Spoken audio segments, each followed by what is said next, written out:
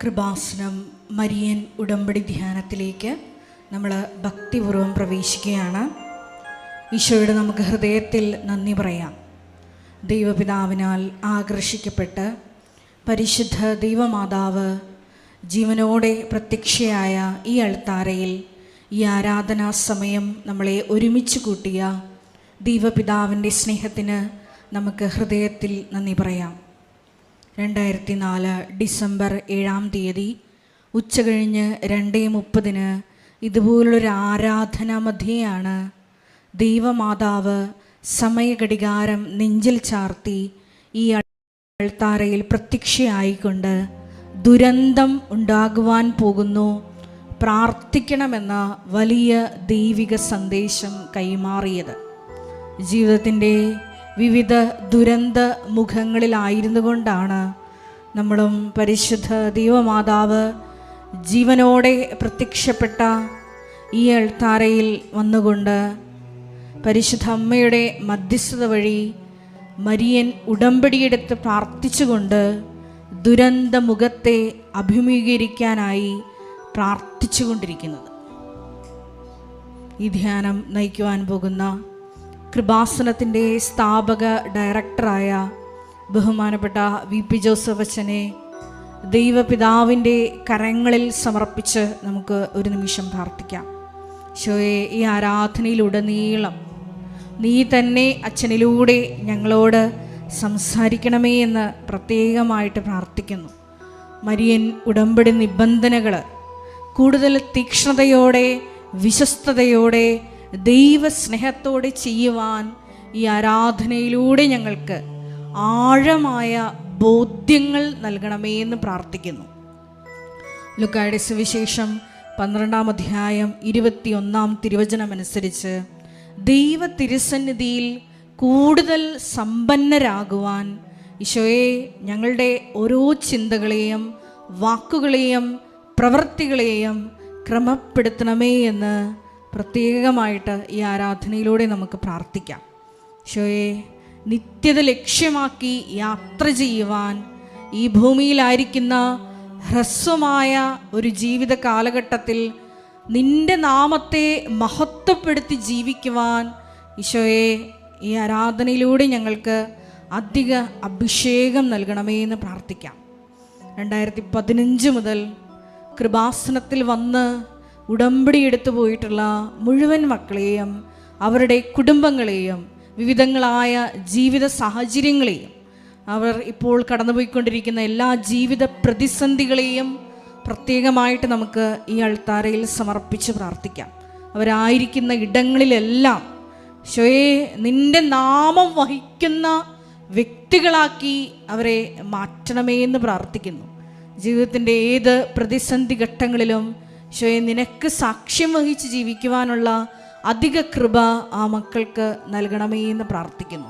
2020 മുതൽ ഓൺലൈനായി ഉടമ്പടി എടുക്കുന്നവരെയും വിവിധങ്ങളായി സമയങ്ങളിൽ ഈ ഉടമ്പടി ആരാധനയിൽ പങ്കെടുത്ത് പ്രാർത്ഥിക്കുവാൻ പോകുന്ന മുഴുവൻ മക്കളെയും അവർ ഡെയിലി അവരുടെ ശുശ്രൂഷയിലൂടെ അനുദിനം ലോകത്തിൻ്റെ വിവിധ ഭാഗങ്ങളിൽ ഇരുന്നു കൊണ്ട് ഈശോയെ ഈ കൃപാസനം എന്ന പുണ്യ സങ്കേതത്തിൽ നിന്ന് ദൈവം അരുൾ ചെയ്യുന്ന വാക്കുകൾ ശ്രവിക്കുന്ന ഓരോ മക്കളെയും പരിശുദ്ധ അമ്മയുടെ പ്രത്യക്ഷീകരണത്തിൻ്റെ സാക്ഷികളാക്കി ഉയർത്തണമേ എന്ന് പ്രത്യേകമായിട്ട് ഞങ്ങൾ പ്രാർത്ഥിക്കുന്നു. പരിശുദ്ധ പരമദിവ്യകാരുണ്യത്തിന് ആരാധനയും സ്തുതിയും പുകഴ്ചയും ഉണ്ടായിരിക്കട്ടെ. പരിശുദ്ധ പരമദിവ്യകാരുണ്യത്തിന് ആരാധനയും സ്തുതിയും പുകഴ്ചയും ഉണ്ടായിരിക്കട്ടെ. പരിശുദ്ധ പരമദിവ്യകാരുണ്യത്തിന് ആരാധനയും സ്തുതിയും പുകഴ്ചയും ഉണ്ടായിരിക്കട്ടെ. ഇരിക്കുക. എൻ്റെ പ്രിയപ്പെട്ടവരെ, ഉടമ്പടി ജീവിതം ഓരോ ദിവസവും നമ്മുടെ മുന്നിൽ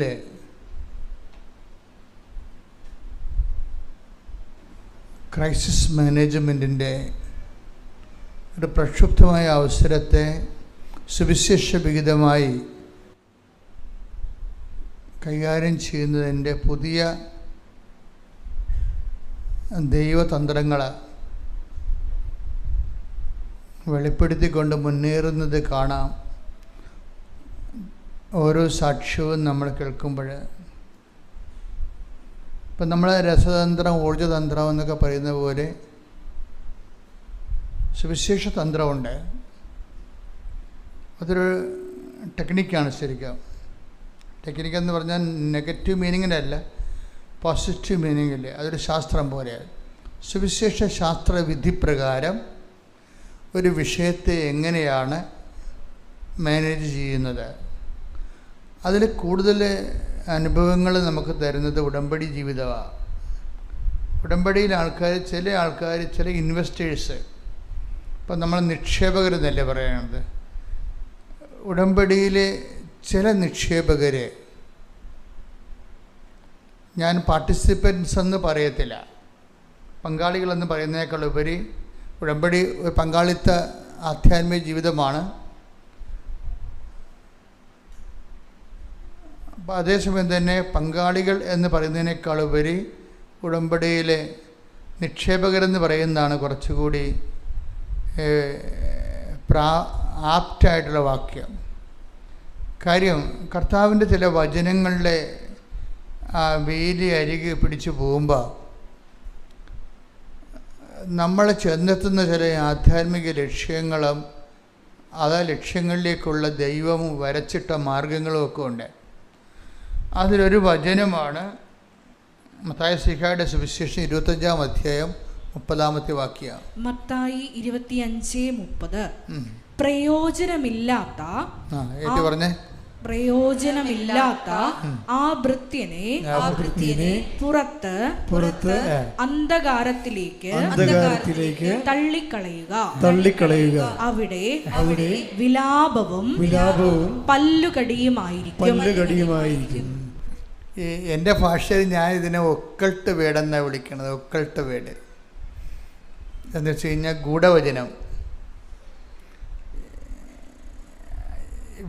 ദൈവം വെളിച്ചത്ത് പറയണ വചനങ്ങളുണ്ട്, ദൈവം രഹസ്യത്തിൽ പറയണ വചനങ്ങളുണ്ട്. വെളിച്ചത്ത് പറയുന്ന വചനങ്ങൾ. Take the word of God. ശ്രുതികട ഹല്ലേലൂയ ഹല്ലേലൂയ ഹല്ലേലൂയ ഹല്ലേലൂയ. യേശുവേ ആരാധന ആരാധന ആരാധന ആരാധന. യേശുവേ നന്ദി, മഹത്വം മഹത്വം മഹത്വം. ഹല്ലേലൂയ ഹല്ലേലൂയ ഹല്ലേലൂയ ഹല്ലേലൂയ. യേശുവേ നന്ദി നന്ദി. ഹല്ലേലൂയ. മത്തായി 10:26-27. നിങ്ങൾ അവരെ ഭയപ്പെടേണ്ട. എന്തെന്നാൽ മറഞ്ഞിരിക്കുന്നതൊന്നും വെളിപ്പെടാതിരിക്കുകയില്ല, നിഗൂഢമായിരിക്കുന്നതൊന്നും അറിയപ്പെടാതിരിക്കുകയുമില്ല. അന്ധകാരത്തിൽ നിങ്ങളോട് ഞാൻ പറയുന്നവ പ്രകാശത്തിൽ പറയുവിൻ. ഇപ്പം ചില പറച്ചിൽ ഇരുട്ടത്തായിരിക്കും പറയണത്. അവിടെ വേണ്ടത്ര വെളിച്ചമൊന്നും ഉണ്ടാകത്തില്ല. കർത്താവ് പറയും, ഇരുട്ടത്ത് നമ്മുടെ കർത്താവിൻ്റെ കാണാൻ പറ്റത്തില്ല, പക്ഷെ സ്വരം മാത്രം കേൾക്കും. അത് അന്ധകാരത്ത് നിങ്ങളോട് പറഞ്ഞത്. എന്നുവെച്ചാൽ അവിടെ വേണ്ട നമുക്ക് വ്യക്തതയില്ല, നമുക്ക് വ്യക്തമല്ല, കാഴ്ചകൾ വ്യക്തമല്ല, പക്ഷെ ശബ്ദം കേൾക്കുന്നുണ്ട്. അതാണ് ഇരുട്ടത്ത് അന്ധകാരത്ത് നിങ്ങളോട് പറഞ്ഞത്. നിങ്ങളെന്ത് ചെയ്യണം? അത് വെളിച്ചത്തിൽ പരസ്യപ്പെടുത്തണം. അപ്പോൾ വെളിച്ചത്തിൽ പരസ്യപ്പെടുത്താനുള്ള ചുമതല ദൈവത്തിൻ്റെക്കാൾ ഉപരി സുവിശേഷ പ്രവർത്തകരുടേതാണ്. ദൈവം അത് ഇങ്ങനെ ഇരുട്ടത്തെ പറയത്തുള്ളൂ. വലിയ വലിയ കാഴ്ചകളൊന്നും ചുറ്റുപാടും ഇങ്ങനെ ഇരുട്ടാക്കി കൊണ്ട് മാത്രമേ ചില വചനങ്ങൾ പറയത്തുള്ളൂ. ചുറ്റുപാടും കാണാൻ പറ്റത്തില്ല. ഇപ്പം എന്താ പറയണത്? പ്രയോജനമില്ലാത്ത ഈ ദാസന്, ഇതാണ് നിഗൂഢ വചനം എന്ന് പറയുന്നത്. അന്ധകാരം നിങ്ങളോട് പറഞ്ഞത് നിഗൂഢ വചനമാണ്. ഈ നിഗൂഢ വചനത്തിൻ്റെ പ്രത്യേകത എന്ന് പറയുന്നത് അത് ആവർത്തിക്കപ്പെടത്തില്ല. എപ്പോഴും അത് തന്നെ പറഞ്ഞുകൊണ്ടിരിക്കത്തില്ല. സുവിശേഷത്തിൽ എപ്പോഴും പറയുന്ന കുറേ കാര്യങ്ങളുണ്ട്. മാനസാന്തരപ്പെടുവിൻ, അല്ലേ? അത് ഇടയ്ക്കിടയ്ക്ക് പറഞ്ഞുകൊണ്ടിരിക്കും, മാനസാന്തരപ്പെടുവിൻ. ഇത് പക്ഷേ ചില കാര്യങ്ങൾ വല്ലപ്പോഴും കൂടി ഒന്ന് പറയും, പക്ഷെ ചുറ്റുവട്ടങ്ങൾ കാണിക്കത്തില്ല. അത് ഇരുട്ടാക്കിയേ കാണിക്കത്തുള്ളൂ. അത് ഒറ്റ പ്രാവശ്യം പറയത്തുള്ളൂ. ഇതിനാണ് അന്ധകാരത്തിൽ പറയുന്ന വചനങ്ങൾ. അത് നിഗൂഢ വചനങ്ങൾ എന്ന് പറയും. ഒക്കൾട്ട് വേർഡെന്ന് ഞാൻ പറയണത്. അതായത് ഹിഡൻ വേർഡ് ഇങ്ങനെ മറച്ച് വെച്ചിരിക്കുന്നത്. കർത്താവ് എപ്പോഴും മറച്ച് വെച്ചതിനെക്കുറിച്ച് എപ്പോഴും സംസാരിക്കാറുണ്ട്. നമ്മൾ ശ്രദ്ധിക്കാറില്ലെന്നേ ഉള്ളൂ. Take the word of God. ശ്രുതികട ഹല്ലേലൂയ ഹല്ലേലൂയ ഹല്ലേലൂയ ഹല്ലേലൂയ ഹല്ലേലൂയ ഹല്ലേലൂയ. യേശുവേ നന്ദി. ഹല്ലേലൂയ ഹല്ലേലൂയ. യേശുവേ ആരാധന ആരാധന ആരാധന. പാടി വാഴ്ത്തുന്നു. ശ്രുതികട ഹല്ലേലൂയ. കൈയടിച്ചോണ്ട്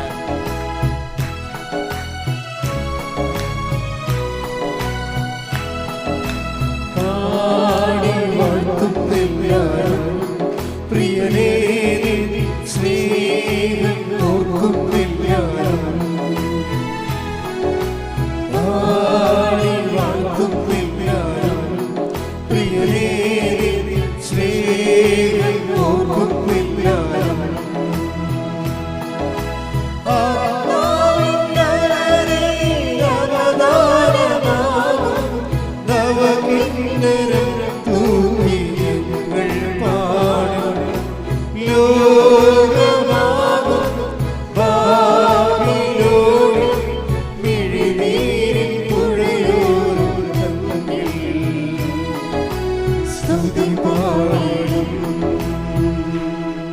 ലൂക്കാ 10:21. ലുക്കാ 10:21. ആ സമയം തന്നെ ആ സമയം തന്നെ പരിശുദ്ധാത്മാവിൽ ആനന്ദിച്ച് പരിശുദ്ധാത്മാവിൽ ആനന്ദിച്ച് അവൻ പറഞ്ഞു, സ്വർഗത്തിന്റെയും ഭൂമിയുടെയും കർത്താവായ പിതാവേ, സ്വർഗത്തിന്റെയും ഭൂമിയുടെയും കർത്താവായ പിതാവേ, അവിടുത്തെ ഞാൻ സ്തുതിക്കുന്നു. അവിടുത്തെ ഞാൻ സ്തുതിക്കുന്നു. എന്തെന്നാൽ അങ്ങ് ഇവ ജ്ഞാനികളിൽ നിന്നും ബുദ്ധിമാന്മാരിൽ നിന്നും മറച്ചു വെക്കുകയും ശിശുക്കൾക്ക് വെളിപ്പെടുത്തുകയും ചെയ്തു. അപ്പോൾ ഓപ്പൺ മാർക്കറ്റിലില്ല ഇത് വളരെ സ്വകാര്യമായ ഒരു വിതരണമേ ഉള്ളതിനെ. അതാണ് മറച്ചു വെക്കുക എന്ന് പറയുന്നത്. ഹിഡൻ വേഡ്, മറച്ചു വെച്ച വചനങ്ങൾ, അന്ധകാരത്തിൽ പറഞ്ഞവർ, ഇതുപോലെ പറയുന്ന സ്ഥലങ്ങളെക്കുറിച്ച് ഇപ്പം യോഹന്നാൻ്റെ ബാപ്റ്റിസ്റ്റിനെ കുറിച്ച്, ജോൺ ദി ബാപ്റ്റിസ്റ്റിനെ കുറിച്ച് പറയുന്നത് അന്ധകാരത്തിൽ പറഞ്ഞ വചനമൊന്നല്ല, മരുഭൂമി പറഞ്ഞ വചനമെന്നാണ്. വചനമൊക്കെ ഈ മഞ്ഞൾ വിരിഞ്ഞ പൂക്കളെന്ന് പറയുന്ന പോലെ അത് എവിടെ വിരിഞ്ഞു എന്നുള്ളതാണ് അതിൻ്റെ ദൗത്യം എന്ന് പറയണത്. എവിടെയാണ് വിരിഞ്ഞത്, അതാണ് അതിൻ്റെ ഒരു സാഹചര്യം എന്ന് പറയുന്നത്. ഇപ്പം നമ്മൾ പറയുന്ന വചനം ഇതുപോലെ ഒരു ഹിഡൻ വേർഡാണ്. എന്താണ്? എപ്പോഴും പറയത്തില്ല. മാനസാന്തരപ്പെടുവിൻ, പശ്ചാത്തപിക്കുവിൻ, ജാഗരൂകരായി. ഇപ്പം ജാഗരൂകരായിരിക്കുവിൻ എന്ന് പറഞ്ഞ് 17 പ്രാവശ്യം പറഞ്ഞിട്ടുണ്ട്. കർത്താവിൻ്റെ വചനത്തിൽ എല്ലാവരോടും പറയും ഒരുങ്ങിയിരിക്കുവിൻ, തയ്യാറായിരിക്കുവിൻ, ജാഗരൂകരായിരിക്കുവിൻ. അങ്ങനെ 17 പ്രാവശ്യം പറഞ്ഞിട്ടുണ്ട്. പക്ഷേ ഈ പ്രയോജനമില്ലാത്ത ദാസനെ എൻ്റെ മുന്നിൽ നിന്ന് എടുത്തുകൊണ്ട് പോകാൻ പറയത്തില്ല. അതൊന്ന് പ്രാവശ്യം പറയത്തില്ല. ഇതന്നെ ഹിഡൻ വേടെന്ന് പറയണത്. പ്രയോജനമില്ലാത്ത ദാസനെന്നൊക്കെ വിളിക്കും, ഒരു കുഴപ്പമില്ല. വളരെ ആഘോഷമായിട്ട് വളരെ മാന്യതയോടും മാനേഴ്സൊക്കെ അനുസരിച്ച് ദാസനെന്നൊക്കെ വിളിക്കും. ദൈവത്തിന് ഇഷ്ടപ്പെട്ടൊരു വിളിയാണ് ദാസൻ. പക്ഷേ വിളികളെന്താണ്? ഈ ദാസന്മാരിൽ തന്നെ പ്രയോജനമില്ലാത്ത ഈ സംഭവത്തെ എടുത്തുകൊണ്ട് പോകാൻ പറയും എൻ്റെ മുമ്പിൽ നിന്ന്. അതത്ര നിസ്സാരമായിട്ടുള്ള പറച്ചിലല്ല, ഇത്തിരി കൂടിയ പറച്ചിലാണ്. പ്രയോജനമില്ലാത്ത ദാസനെ എടുത്തുകൊണ്ട് പോകാൻ എൻ്റെ മുമ്പിൽ നിന്ന്. ഒന്നൂടെ വായിച്ചത് 25:30 മത്തായിയുടെ സുവിശേഷം. ശ്രുതികട്ടെ ഹല്ലേലൂയ ഹല്ലേലൂയ ഹല്ലേലൂയ ഹല്ലേലൂയ. യേശുവേ നന്ദി. ഹല്ലേലൂയ. മത്തായി 25:30. പ്രയോജനമില്ലാത്ത ആ ഭൃത്യനെ പുറത്ത് അന്ധകാരത്തിലേക്ക് തള്ളിക്കളയുക. അവിടെ വിലാപവും പല്ലുകടിയുമായിരിക്കും. ഇപ്പൊ ദൈവം കുറച്ച് നാളൊക്കെ നിങ്ങളുടെ വർക്കൗട്ട് ചെയ്ത് നോക്കും. ദൈവത്തിൻ്റെ രീതി അതാണ്. കുറച്ച് നാളിൽ നന്നാകാൻ പറ്റുമോ എന്നൊക്കെ നോക്കും. നന്നാകാൻ പറ്റുന്നില്ലെങ്കിൽ വലിച്ചെറിഞ്ഞ് ദൂരെ കളയും. എന്താ പ്രശ്നം വെച്ച് കഴിഞ്ഞാൽ അതാണ് ഇതിൽ അത്തിമരം വെച്ച് നട്ടുപിടിപ്പിക്കണില്ലേ, കാട്ടത്തിയെ ഒരു മുന്തിരിത്തോട്ടത്തിൽ നട്ടുപിടിപ്പിക്കുകയാണ്. എന്നിട്ട് എല്ലാ കൊല്ലവും വന്നിട്ട് ബലമുണ്ടോ എന്ന് നോക്കും. 3-ാം പക്കവും ബലം കാണുന്നില്ല. പറയും ഇത് വെട്ടി കളയാൻ പറയും. കണ്ട, ആ ഐഡിയ എല്ലാം ഒന്നാണേ. പ്രയോജനമില്ലാത്ത ദാസനെ എടുത്തുകൊണ്ട് പോകാൻ പറയുന്ന ആൾ തന്നെയാണ് അത്തിമരം. Take the word of God. ശ്രുതികട്ടെ ഹല്ലേലൂയ. ഹല്ലേലൂയ ഹല്ലേലൂയ ഹല്ലേലൂയ. യേശുവേ നന്ദി. ഹല്ലേലൂയ ഹല്ലേലൂയ ഹല്ലേലൂയ. യേശുവേ ആരാധന ആരാധന ആരാധന. യേശുവേ നന്ദി. മഹത്വം മഹത്വം മഹത്വം. ആരാധന ആരാധന യേശുവേ ആരാധന ആരാധന ആരാധന സ്നേഹമേ ആരാധന. ലൂക്ക 13:6-7 തിരുവചനങ്ങൾ. ലൂക്ക 13:6-7. അവൻ ഈ ഉപമ പറഞ്ഞു. ഒരുവൻ മുന്തിരിത്തോട്ടത്തിൽ ഒരു അത്തിവൃക്ഷം നട്ടുപിടിപ്പിച്ചു. അതിൽ പഴമുണ്ടോ എന്ന് നോക്കാൻ ഫലമുണ്ടോ എന്ന് നോക്കാൻ അവൻ വന്നു. എന്നാൽ ഒന്നും കണ്ടില്ല. അപ്പോൾ അവൻ കൃഷിക്കാരനോട് പറഞ്ഞു, 3 വർഷമായി ഞാൻ ഈ അത്തിവൃക്ഷത്തിൽ നിന്ന് ഫലം അന്വേഷിച്ചു വരുന്നു, ഒന്നും കാണുന്നില്ല. അത് വെട്ടിക്കളയുക. എന്തിന് നിലം പാഴാക്കണം? വേസ്റ്റ് ജന്മമാണെന്നായി പറയണത്. വേസ്റ്റ് ജന്മമാണെന്ന്. എന്തിന് നിലം പാഴാക്കണമെന്ന്. പ്രയോജനമില്ലാത്ത വ്യക്തിയെ ദൈവം വിളിക്കുന്ന പേരാണ് വേസ്റ്റ് ജന്മമെന്ന്. ഈ സൂക്ഷിച്ച് വേണം കേട്ടോ ഉടമ്പടി പുതുക്കാൻ. ഉടമ്പടി പുതുക്കുന്ന ആൾക്കാരെ അത് ജസ്റ്റിഫൈ ചെയ്യാൻ, നിങ്ങളുടെ പുതുക്കൽ നീതീകരിക്കാൻ ബാധ്യസ്ഥരാണ്. എന്താണ്? കഴിഞ്ഞ ദിവസങ്ങളിലൊരു സാക്ഷ്യം ഉണ്ടായി. അനിത ബേബി തോമസ് എന്ന് പറഞ്ഞൊരു മോള് സാക്ഷ്യം പറഞ്ഞു. അനിത ബേബി തോമസ് കഴിഞ്ഞ ദിവസം പറഞ്ഞ സാക്ഷ്യം അപ്പ് ചെയ്തിട്ടുണ്ടേ, നോക്കണേ. അനിത ബേബി തോമസിൻ്റെ പ്രശ്നം, അവളൊരു നിലപാടുകാരിയാണ്. വിശ്വാസികൾക്ക് എപ്പോഴും നിലപാടില്ല എന്നുണ്ടെങ്കിൽ അവർ അവിശ്വാസികളായിട്ടാണ് ദൈവം കാണുന്നത്. വിശ്വാസികൾക്ക് നിലപാടില്ലെങ്കിൽ അവരെ ദൈവം അവിശ്വാസികളായിട്ടാണ് കാണുന്നത്. അനിതയുടെ പ്രശ്നം എന്താ? അനിതയുടെ പ്രശ്നം കുട്ടികളില്ല. വർഷങ്ങളായിട്ട് കുട്ടികളില്ല. അപ്പോൾ അനിതയുടെ നിലപാടെന്താണ്? അനിതയുടെ നിലപാട്, കുട്ടിയെ തരണമെങ്കിൽ കർത്താവ് തന്നെ തരണം, എനിക്ക് മെഡിക്കൽ സയൻസിൽ നിന്ന് കുട്ടികളെ വേണ്ടെന്ന്. അതാണ് നിലപാട്. വിശ്വാസി നിലപാടെടുത്തില്ലെങ്കിൽ അവിശ്വാസിയായിട്ടാണ് ദൈവം കരുതത്തുള്ളൂ. നിങ്ങൾ പറയണത് പപ്പൂതിയാലും പരമൂതിയാലും ഊത്തുകെട്ടാൽ ആൾക്കാരുടെ ഇതാണ്. മാതാവല്ലെങ്കിൽ അന്തോണി സൂര്യനാണ്, നമ്മുടെ മകളെ കെട്ടിച്ചാൽ മതി എന്നുള്ള രീതിയിലാണ്. അതാ നിലപാടല്ലത്. മാതാവല്ലെങ്കിൽ അന്തോണി സൂര്യനാണ്. അതുകൊണ്ടാണ് ഇവിടുന്ന് ഉടമ്പടി എടുത്തിട്ട് പിന്നീട് വേറെ ചില നൊവേനയ്ക്ക് എന്തെങ്കിലുമൊക്കെ ആൾക്കാർ പോണത്. ഐ ആം നോട്ട് എഗൻസ്റ്റ് നൊവേന. ഞാൻ പറഞ്ഞത് ചില ആൾക്കാർ തെറ്റിദ്ധരിച്ചു. ഞാൻ പറഞ്ഞ ഇതാണ്, when you are in the covenant ഒരു ക്യാപിറ്റൽ സ്പിരിച്വൽ നറിഷ്മെൻറ്റ് ആൻഡ് ട്രീറ്റ്മെൻറ്റാണ്. അത് ചെയ്യുമ്പോൾ നിങ്ങൾ പിന്നെ വേറെ ഒന്നും ചെയ്യരുത്. കാര്യം നിങ്ങൾ ഒരു മനുഷ്യന് ഈ ഭൂമി ചെയ്യാവുന്നതിൻ്റെ മാക്സിമം ആണത് ബയലാറ്ററൽ എഗ്രിമെൻറ്റ്. ദൈവവും നമ്മളും തമ്മിൽ എടുത്തപ്പൊങ്ങാത്തൊരു ഭാരം ജീവിതത്തിൽ ഉണ്ടാകുമ്പോൾ ദൈവത്തിനെ കൊണ്ടത് എടുപ്പിക്കാൻ വേണ്ടി ദൈവവും നമ്മളും തമ്മിലൊരു ഉഭയകക്ഷി സമ്മതപ്രകാരമുള്ള ഒരു ബന്ധത്തിൽ ഏർപ്പെട്ടിരിക്കുകയാണ്. പിന്നെ വേറെ എല്ലാം അപ്രസക്തമാണ്. അതിൻ്റെ ഒരു കച്ചും കൈയും കഴിഞ്ഞതിന് ശേഷം വേണം നിങ്ങൾ മറ്റു സ്ഥലത്ത് അലയാൻ. അപ്പം അതുകൊണ്ട് തന്നെ എപ്പോഴും എൻ്റെ സഹോദരങ്ങൾ ശ്രദ്ധിക്കണം. അങ്ങനെയുള്ളത് സ്റ്റോപ്പ് ചെയ്താൽ മാത്രമേ നിങ്ങൾ ഉടമ്പെടുക്കേണ്ട കാര്യമുള്ളൂ. അല്ലെങ്കിൽ നിങ്ങൾ അതിൽ തന്നെ പോകുന്നതാണ് നല്ലത്. I'm not against it. അത് സഭയിലുള്ളതല്ലേ, നവീനൊക്കെ സഭയിലുള്ളതല്ലേ. പക്ഷേ in the course of time, കാലം മുന്നോട്ട് പോകുന്നതോടുകൂടി ജീവിതം സങ്കീർണമായപ്പോൾ എന്താ പറ്റിയിരിക്കുന്നത്? ചില വിഷയങ്ങൾ ദൈവം വിഷയത്തെ രണ്ടായിട്ട് തിരിക്കും. എന്താണ്? മെരിറ്റിൽ നടക്കാവുന്ന കാര്യങ്ങളുണ്ട്, മെരിറ്റിൽ നടക്കാൻ പറ്റാത്ത കാര്യങ്ങളുണ്ട്. അതുകൊണ്ടാണ് നോട്ട് ബൈ മെരിറ്റ് എന്ന് പറഞ്ഞ് ഓപ്ഷൻ വെച്ചിരിക്കുന്നത്. നമ്മുടെ യോഗ്യത കൊണ്ട്, കഴിവ് കൊണ്ട്, നമ്മുടെ കപ്പാസിറ്റി കൊണ്ട് നടക്കാവുന്ന കാര്യങ്ങളുണ്ട്. നമുക്ക് എന്ത് കപ്പാസിറ്റി ഉണ്ടായാലും നടക്കാത്ത കാര്യങ്ങളുണ്ട്.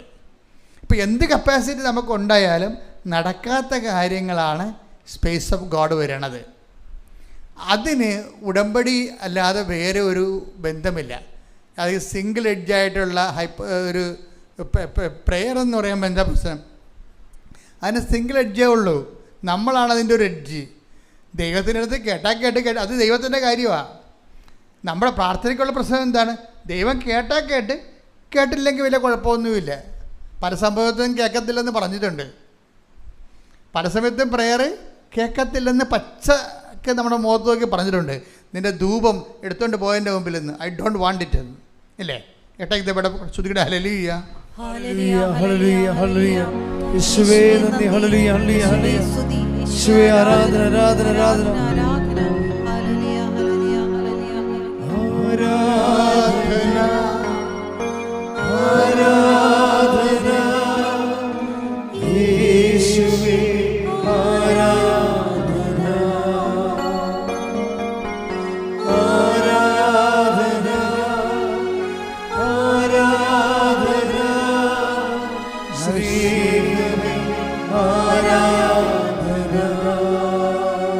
പരിശുദ്ധ പരമ ദിവ്യകാരുണ്യത്തിന് എന്നേരവും ആരാധനയും സ്തുതിയും പുകഴ്ചയും പരിശുദ്ധ പരമ ദിവ്യകാരുണ്യത്തിന് എന്നേരവും ആരാധനയും സ്തുതിയും പുകഴ്ചയും ഉണ്ടായിരിക്കട്ടെ.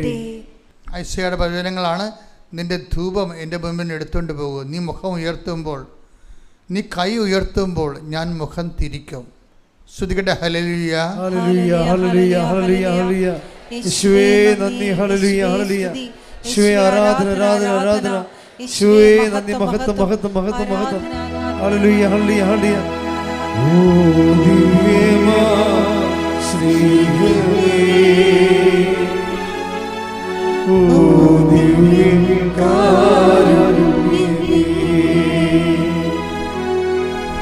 ഓ ദിവ്യമാ ശ്രീഹരി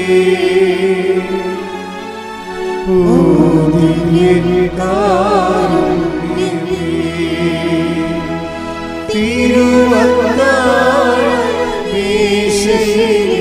സമ്മാനമേ തിരുവത്താഴമേശയിൽ സമ്മാനമേ ഓ ദിവ്യമാ ശ്രീഹരി ഓ ദിവ്യകാരുണ്യമേ. ഐശയ 1:15. നിങ്ങൾ കരങ്ങൾ ഉയർത്തുമ്പോൾ നിങ്ങൾ കരങ്ങൾ ഉയർത്തുമ്പോൾ ഞാൻ നിങ്ങളിൽ നിന്ന് മുഖം മറയ്ക്കും. നിങ്ങൾ എത്ര പ്രാർത്ഥിച്ചാലും ഞാൻ കേൾക്കുകയില്ല. നിങ്ങളുടെ കരങ്ങൾ രക്തപങ്കിലമാണ്. അപ്പൊ ഇങ്ങനെ ഈ പ്രാർത്ഥനയ്ക്ക് ഇങ്ങനെ ഒരു സിറ്റുവേഷൻസ് ഉണ്ടാകും. നിങ്ങൾ എത്ര പ്രാർത്ഥിച്ചാലും ഞാൻ കേൾക്കുകയില്ല. പക്ഷെ അങ്ങനെ ഒരു വിഷയം ഉടമ്പടിയിൽ ഉണ്ടാകത്തില്ല. എന്താ കാര്യം? ഇത് ഡബിൾ എഡ്ജാണ്. ഇതിൻ്റെ എഡ്ജ് ഒരെണ്ണം നമ്മളൊന്ന് ദൈവമാണ്, ബയലാറ്ററൽ എഗ്രിമെൻ്റാണ്. ഇത് സാധാരണ പ്രാർത്ഥന ഉടമ്പടിയും തമ്മിൽ നിങ്ങൾ തിരിച്ച് മനസ്സിലാക്കണം. ഇത് കണ്ടേ, നിങ്ങൾ എത്ര പ്രാർത്ഥിച്ചാലും ഞാൻ നിങ്ങളെ കേൾക്കുകയില്ല. അപ്പോൾ അതിൻ്റെ ചാൻസ് ഉണ്ട്. പ്രാർത്ഥന ബധിരകരണങ്ങളിൽ തട്ടി തിരിച്ചു പോരാൻ സാധ്യതയുണ്ട്. പക്ഷെ അതേസമയം തന്നെ ഉടമ്പടി സംബന്ധിച്ചിടത്തോളം ബയലാറ്ററൽ എഗ്രിമെൻ്റാണ്. ദൈവം ഒരു കക്ഷിയാണ് ഇതിൻ്റെ അകത്ത്. ഉടമ്പടി ചെയ്യുന്നവരെല്ലാവരും മനസ്സിലാക്കണം. നിങ്ങൾ ഉടമ്പടി ഉഴപ്പുമ്പോൾ ഉടമ്പടി എടുക്കാതിരുന്ന കാലത്തേക്കാളും പാപത്തിലാണ് ജീവിക്കുന്നത്. കാര്യം എന്താണ്? ദൈവമായിട്ടൊരു കക്ഷിയുമായിട്ട് നമ്മൾ ഉടമ്പടി ചെയ്യണത്. എന്നിട്ട് നക്കാപ്പിച്ച അനുഗ്രഹത്തിന് കിട്ടിയില്ല, താമസിച്ച് പോയെന്ന് പറഞ്ഞുകൊണ്ട് നിങ്ങളുടെ പഴയ മനസ്സിരിപ്പ് പോലെ ജീവിക്കുകയാണ്. അത് വന്നാൽ മിക്കവാറും നിങ്ങളുടെ അതിൻ്റെ റിപ്രക്കഷൻസ് വന്നാൽ കൊടുത്തുവിട്ടാൻ കയ്യിൽ ഒന്നും ഉണ്ടാകത്തില്ല. കാര്യം അത് എങ്ങനെ കൊടുത്തുവിടുമെന്ന് എനിക്ക് പോലും നിശ്ചയമില്ല. ഉടമ്പടി ഉഴപ്പാതിരിക്കാൻ പ്രത്യേകം ശ്രദ്ധിക്കണം. കാര്യം ഉടമ്പടി എന്ന് പറയുമ്പോൾ തന്നെ ജീവിച്ച് വളരാൻ വേണ്ടിയാണ് അതിൻ്റെ അകത്ത് മുഴുവനുമുള്ള ആ ഡിസൈനെല്ലാം അങ്ങനെയാണ്. എന്നിട്ട് നിങ്ങൾ ജീവിച്ച് തളരുമ്പോൾ നിങ്ങളൊരു വല്ലാത്ത തളർച്ചയിലേക്കാണ് പോണത്. ഉടമ്പടി ജീവിച്ച് വളരുകയാണ് ചെയ്യണത്. പക്ഷേ മൂന്നാമത്തെ ഉടമ്പടി പുതുക്കിയിട്ട് ആദ്യത്തെ ഉടമ്പടി ഉശിരി നിങ്ങൾക്കില്ല എന്നുണ്ടെങ്കിൽ നിങ്ങൾ എന്തോ അവതാളത്തിലാണെന്ന് ഞാൻ പറയത്തുള്ളൂ. കാര്യം അത് ആരുടെയും കുഴപ്പമില്ല, നിങ്ങളുടെ നേച്ചർ ആണ്, നിങ്ങളുടെ സ്വഭാവം ഇങ്ങനെയാണ് പണ്ട് പോലെ. ദൈവത്തിൽ നിന്ന് വല്ലതും കിട്ടിയാൽ മാത്രമേ ദൈവത്തിന് മുമ്പ് വാലാട്ടിക്കൊണ്ട് നിൽക്കത്തുള്ളൂ. അല്ലെങ്കിൽ അടുത്ത വീട്ടിൽ പോയി ചില പട്ടികൾ കഴിക്കത്തില്ലേ, അതുപോലെ ചെയ്യും നിങ്ങൾ മനുഷ്യർ. അപ്പം അത് നിങ്ങളുടെ കുഴപ്പമാണ്, നിങ്ങളുടെ സ്വഭാവം പണ്ടേ അങ്ങനെയായിരുന്നു. അനുഗ്രഹത്തിന് വേണ്ടി മാത്രം ദൈവത്തിൻ്റെ മുമ്പിൽ നിൽക്കുകയും ദൈവത്തിന് വിലയില്ലാതെ ഇരിക്കുകയും ചെയ്യുന്ന ഒരു കെട്ട ജീവിതമുണ്ട്. ആ ജീവിതത്തോട് എന്നേക്കും ബൈ പറയാൻ പോകുമ്പോൾ മാത്രമേ നമുക്ക് ഉടമ്പടി എടുക്കാനുള്ള പ്രാഥമിക യോഗ്യത കിട്ടത്തുള്ളൂ. പ്രാർത്ഥിക്കുക, കർത്താവായ ദൈവമേ, ഉടമ്പടി എടുത്ത് വളരുന്നതിന് പകരം ഉടമ്പടി എടുത്ത് തളർന്നു കഴിഞ്ഞാൽ ആ തളർച്ച വല്ലാത്ത തളർച്ചയായിരിക്കും എന്നുള്ള സുവിശേഷ അറിവ് പകർന്നതിന് നന്ദി പറയുന്നു. എന്റെ കർത്താവേ, എന്റെ ജീവിതത്തിലെ ഉടമ്പടി ജീവിതത്തിലെ വന്നു പോയിട്ടുള്ള തളർച്ചകളെ ഓർത്തുകൊണ്ട് ഞാൻ അങ്ങോട്ട് മാപ്പ് ചോദിക്കുന്നു. എന്റെ കർത്താവേ, കൃപാസനത്തറയിലെ പ്രത്യക്ഷപ്പെട്ടുകൊണ്ട് ഗ്രന്ഥമുണ്ടാകാൻ പോകുന്നു പ്രാർത്ഥിക്കണമെന്ന് പറഞ്ഞ പരിശുദ്ധ അമ്മയുടെ മധ്യസ്ഥത യാചിക്കുന്നു. എന്റെ അരൂപിയെ എനിക്ക് തിരിച്ചു തരണമേ, ശക്തീകരിക്കണമേ.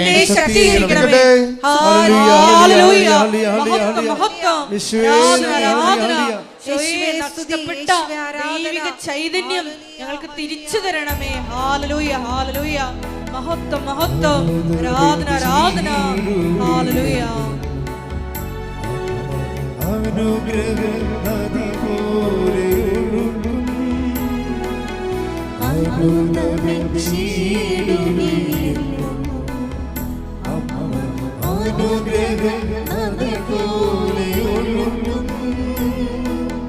കൃപയുടെ വഴികളിൽ സഞ്ചരിച്ചിട പ്രാർത്ഥനാവരമേകും സ്നേഹനാഥേ.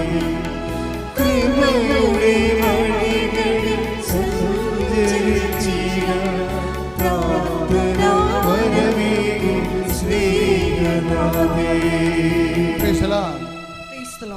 ഉടമ്പടി പുതുക്കി കഴിയുമ്പോൾ നിങ്ങൾ ശ്രദ്ധിക്കേണ്ട കാര്യം, വളരെ സൂക്ഷ്മതയുള്ളവരായിരിക്കണം എല്ലാ വിഷയത്തിനും. സൂക്ഷ്മത ദൈവം നിങ്ങൾക്കൊരു സൂക്ഷ്മത തരും. അത് ദൈവം നമ്മളെ സപ്പോർട്ട് ചെയ്ത് തരും. ഇപ്പം നമ്മൾ ചിലപ്പോൾ വിചാരിക്കുന്ന അനുഗ്രഹം കിട്ടാത്തതിൻ്റെ പേരിൽ അല്പം തണുത്തു പോയാലും ദൈവം തണുക്കത്തില്ല. അതെപ്പോൾ എൻ്റെ മക്കൾ മനസ്സിലാക്കണം. ഇപ്പം നമുക്ക് ഈ കൂട്ടുകാരെല്ലാം കല്യാണം കഴിച്ച് അവരെല്ലാം ജോലിയൊക്കെ ആയി കഴിയുമ്പോൾ നമ്മുടെ ചിലപ്പോൾ തണുത്തു പോകും. തണുത്തു പോകാനുള്ള സാധ്യതയുണ്ടേ. പക്ഷെ ദൈവം തണുക്കത്തില്ല. തണുത്തു പോകുമെന്ന് പറഞ്ഞാൽ ഇപ്പോൾ അധർമ്മം വർദ്ധിക്കുന്നതിനാൽ സ്നേഹം തണുത്തു പോകും. Take the bid effort. ശ്രുതിക്കട്ടെ ഹല്ലേലൂയ, ഹല്ലേലൂയ, ഹല്ലേലൂയ, ഹല്ലേലൂയ, ഹല്ലേലൂയ, ഹല്ലേലൂയ, ഹല്ലേലൂയ. ആരാധന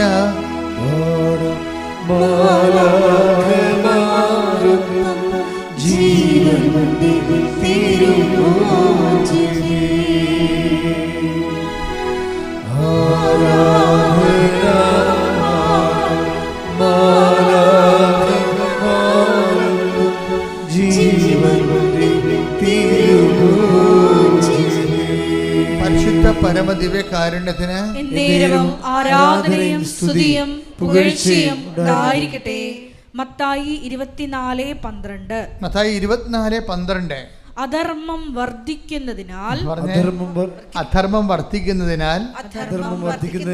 പലരുടെയും സ്നേഹം തണുത്തുപോകും.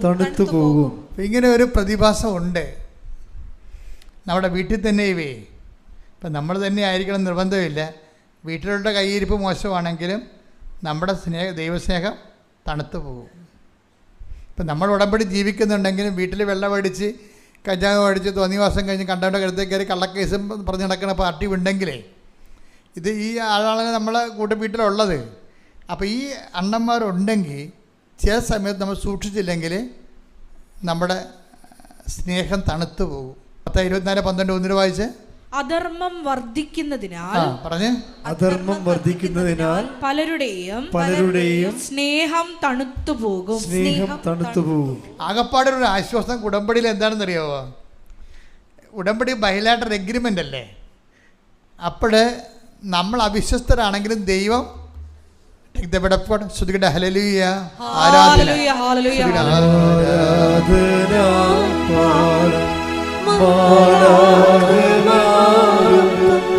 ജീവൻ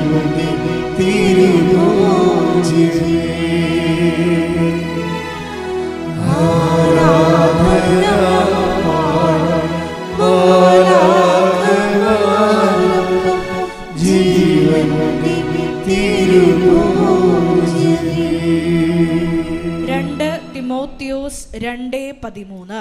2 തിമോത്തി 2:13. നാം അവിശ്വസ്തരായിരുന്നാലും പറഞ്ഞേ, നാം അവിശ്വസ്തരായിരുന്നാലും അവൻ വിശ്വസ്തനായിരിക്കും. എന്തെന്നാൽ ഒന്നിരി പറഞ്ഞേ, നാം അവിശ്വസ്തരായിരുന്നാലും അവിടുന്ന് വിശ്വസ്തനായിരിക്കും. നാം അവിശ്വസ്തരായിരുന്നാലും അവിടുന്ന് വിശ്വസ്തനായിരിക്കും. അത് കേൾക്കുമ്പോൾ ഒരു സന്തോഷം തോന്നുന്നില്ലേ? ഒന്ന് കൈയടിച്ചേ. ഹല്ലേലൂയ, ഹല്ലേലൂയ, ഹല്ലേലൂയ, ഹല്ലേലൂയ, ഹല്ലേലൂയ. ഉടമ്പടിയിലുള്ള നമ്മുടെ അവിശ്വസ്തതകളെ സാക്ഷികളാക്കി ഉയർത്തുന്ന ദൈവപിതാവിന്റെ സ്നേഹത്തിന് നന്ദി പറയുന്നു. ഹല്ലേലൂയ, മഹത്വം, മഹത്വം ദൈവപിതാവേ, നന്ദി.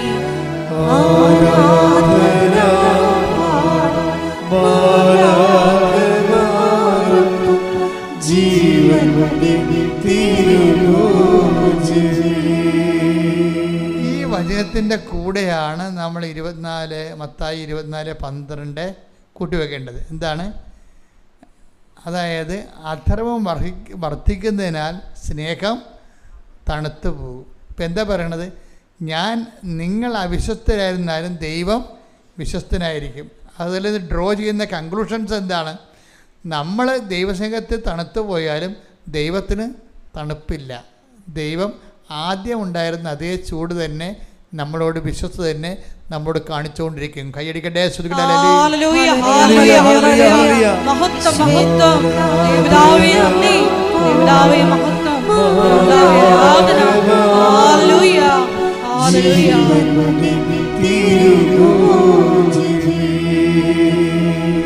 അത് കാരണം നമ്മൾ അല്പം ഇങ്ങനെ ഫ്രീസായി പോയാലും ദൈവം ഫ്രീസാകത്തില്ല.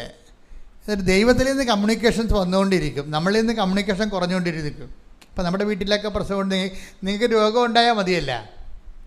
നിങ്ങൾക്ക് രോഗം ഉണ്ടായാൽ തന്നെ നിങ്ങളത് ഡൗൺ ആവും ഉടനെ. ഇങ്ങനെ ഡൗൺ ആയാലും മെസ്സേജ് വന്നുകൊണ്ടേയിരിക്കും. അതിൻ്റെ അർത്ഥം എന്താണ്? നമ്മൾ അവിശ്വസ്തരായാലും ദൈവം വിശ്വസ്തനെ തുടരുന്നത് കൊണ്ടാണ് അങ്ങനെ വരണത്. ഇപ്പം ഈ ഇവരുടെ കാര്യമില്ല. ആരാണ്? അനിത ബേബി തോമസ് അല്ലേ? അനിത ബേബി തോമസിൻ്റെ പ്രശ്നം എന്താണ്? അവർക്ക് മെഡിക്കലിൽ നിന്ന് കുഞ്ഞിനെ വേണ്ട. 9 വർഷമായി കേട്ടോ. ഒന്ന് ചിന്തിക്കണേ. ഒരു മോളെ കല്യാണം കഴിച്ചിട്ട് 9 വർഷമായി, മക്കളില്ല. പക്ഷെ ഒരേ ഒരു നിലപാടാണ്. എന്താണ്? എനിക്ക് മെഡിക്കൽ സയൻസിൽ നിന്ന് മക്കളെ വേണ്ട. അങ്ങനെ വന്നാൽ അവൾ പറയണത് എൻ്റെ ഭർത്താവിനെ വിശ്വാസം വളർത്താൻ പറ്റത്തില്ലെന്ന്. എന്നാ സ്ത്രീകളായിപ്പോൾ ഉള്ളത്. അവർ പറയുന്നൊരു കാര്യമേ, മക്കളല്ല എനിക്ക് പ്രശ്നം. എന്താണ്? എനിക്ക് മക്കളെ വേണമെങ്കിൽ എൻ്റെ കർത്താവ് തന്നെ എനിക്ക് തരണം. അങ്ങനെ തന്നാലുള്ള ഗുണം എന്താ വെച്ച് കഴിഞ്ഞാൽ എൻ്റെ ഭർത്താവിനെ എനിക്ക് വിശ്വാസത്തിൽ വളർത്താൻ പറ്റും. അപ്പോൾ ഈ ഭർത്താവിൻ്റെ വിശ്വാസത്തിൻ്റെ കാവൽക്കാരിയായിട്ട് ഭാര്യ മാറുന്നൊരു കാഴ്ചയില്ലേ? കൈയടിക്കട്ടെ. ശ്രദ്ധിക്കട്ടെ.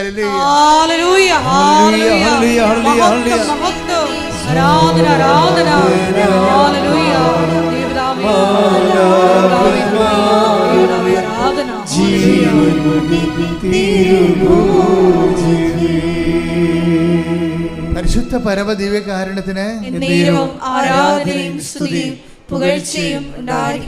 ഇനി ഈ വൈഫിൻ്റെ ഒരു വളർച്ച കണ്ടില്ലേ? എന്താണ്? ഭർത്താവിൻ്റെ വിശ്വാസത്തിൻ്റെ കാവൽക്കാരിയാകാൻ വേണ്ടി അവൾക്കൊരു കുഞ്ഞ് ലഭിക്കുന്ന പ്രധാന ഒരു സ്ത്രീയുടെ ഒരു ഭാര്യ അല്ലെങ്കിൽ ഒരു ജീവിത പങ്കാളിയുടെ ജീവിതത്തിൽ ഏറ്റവും വലിയൊരു സ്വപ്നമാണ് കുഞ്ഞെന്ന് പറയണത്. അത് ആ പുരുഷന്മാരെക്കാൾ അത്യാവശ്യമുള്ള സ്ത്രീകൾക്കാണ്. അപ്പോൾ അങ്ങനെ വരുമ്പോൾ ആ ഒരു ഏറ്റവും വലിയ ഒരു ആവശ്യം പോലും ഭർത്താവിൻ്റെ വിശ്വാസത്തിൻ്റെ വേണ്ടി അവൾ ദൈവത്തിലും തന്നെ കിട്ടണമെന്ന് ശാഠ്യം പിടിക്കുകയാണ്. അവൾക്ക് വേണമെങ്കിൽ IVF-ലേക്ക് പോകാം. ഡോക്ടർമാർ പലരും അവളോട് പറയുന്നുണ്ട്, എന്താണ് തള്ളേ, നിങ്ങളുടെ വയസ്സ് കൂടിക്കൊണ്ടിരിക്കുകയാണ്, നിങ്ങളിങ്ങനെ വയസ്സായിട്ടാണ് കൊച്ചിനെ ജനിപ്പിക്കാൻ പോകണമെങ്കിൽ അതിന് 10-20 വയസ്സാകുമ്പോൾ നിങ്ങൾക്ക് 70 വയസ്സാകും, വിട്ടിത്തരൊന്നും കാണിക്കേണ്ട, IVF ചെയ്യാൻ ഡോക്ടർ നിർബന്ധിക്കുന്നുണ്ട്. അപ്പോൾ പക്ഷേ ഇവൾക്കത് ഇഷ്ടമല്ലാത്ത കാരണം ഭർത്താവ് ഇവളോട് യോജിക്കുകയാണ്. ഭർത്താവിന് ഇഷ്ടമുണ്ട് IVF പോകാൻ, കുഞ്ഞിനെ കിട്ടിയാൽ മതി എന്നാണ് അയാളും പറയണത്. പക്ഷേ അത് ഇവളോട് പറയാനുള്ള ധൈര്യം പുള്ളിക്കില്ല. എന്താ കാര്യം? ഇവൾക്ക് അടുത്ത വിശ്വാസിയാണ്. ഇവൾക്ക് അടുത്ത വിശ്വാസിയായതുകൊണ്ട് നമുക്ക് IVF-ന് പോകാമെന്ന് പറയാൻ പറ്റണില്ല. പക്ഷെ അങ്ങനെ ഇരിക്കുന്ന സമയത്ത് ഇവളുടെ അമ്മ ഉണ്ട്. അവിടെ അമ്മ പറയും, മകളെ നിനക്ക് കുഞ്ഞിനെ കിട്ടുമെന്ന് മാതാവ് എന്നോട് പറഞ്ഞെന്ന് പറയും. അത് പറയണ കാര്യം എന്താണെന്ന് വെച്ച് കഴിഞ്ഞാൽ ഉടമ്പടി 3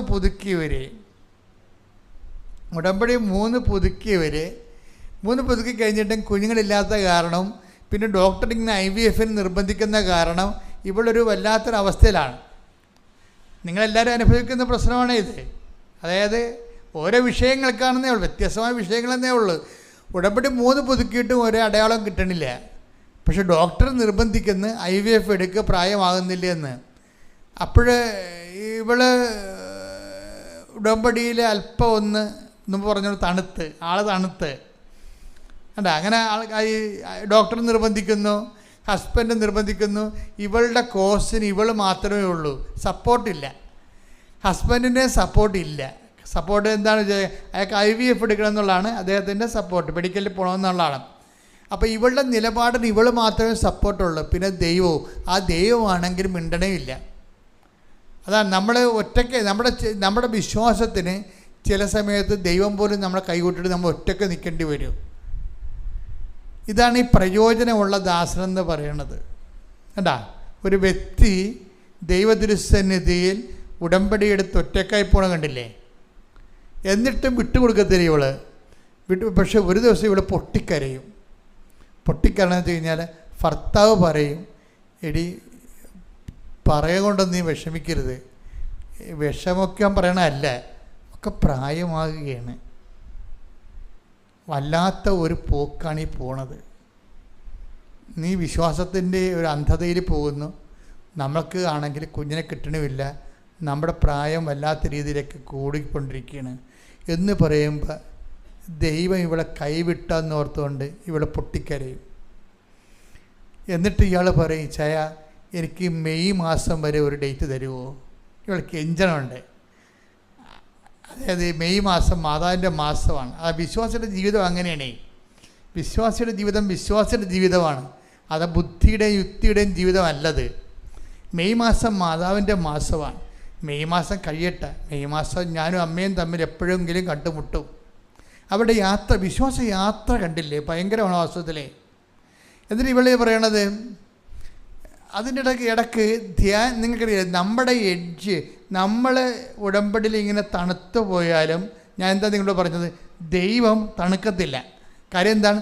നമ്മൾ അവിശ്വസ്തരായിരിക്കുമ്പോഴും ദൈവം വിശ്വസ്തനായി തുടരുമെന്ന് വാഗ്ദാനം ഉണ്ടല്ലോ.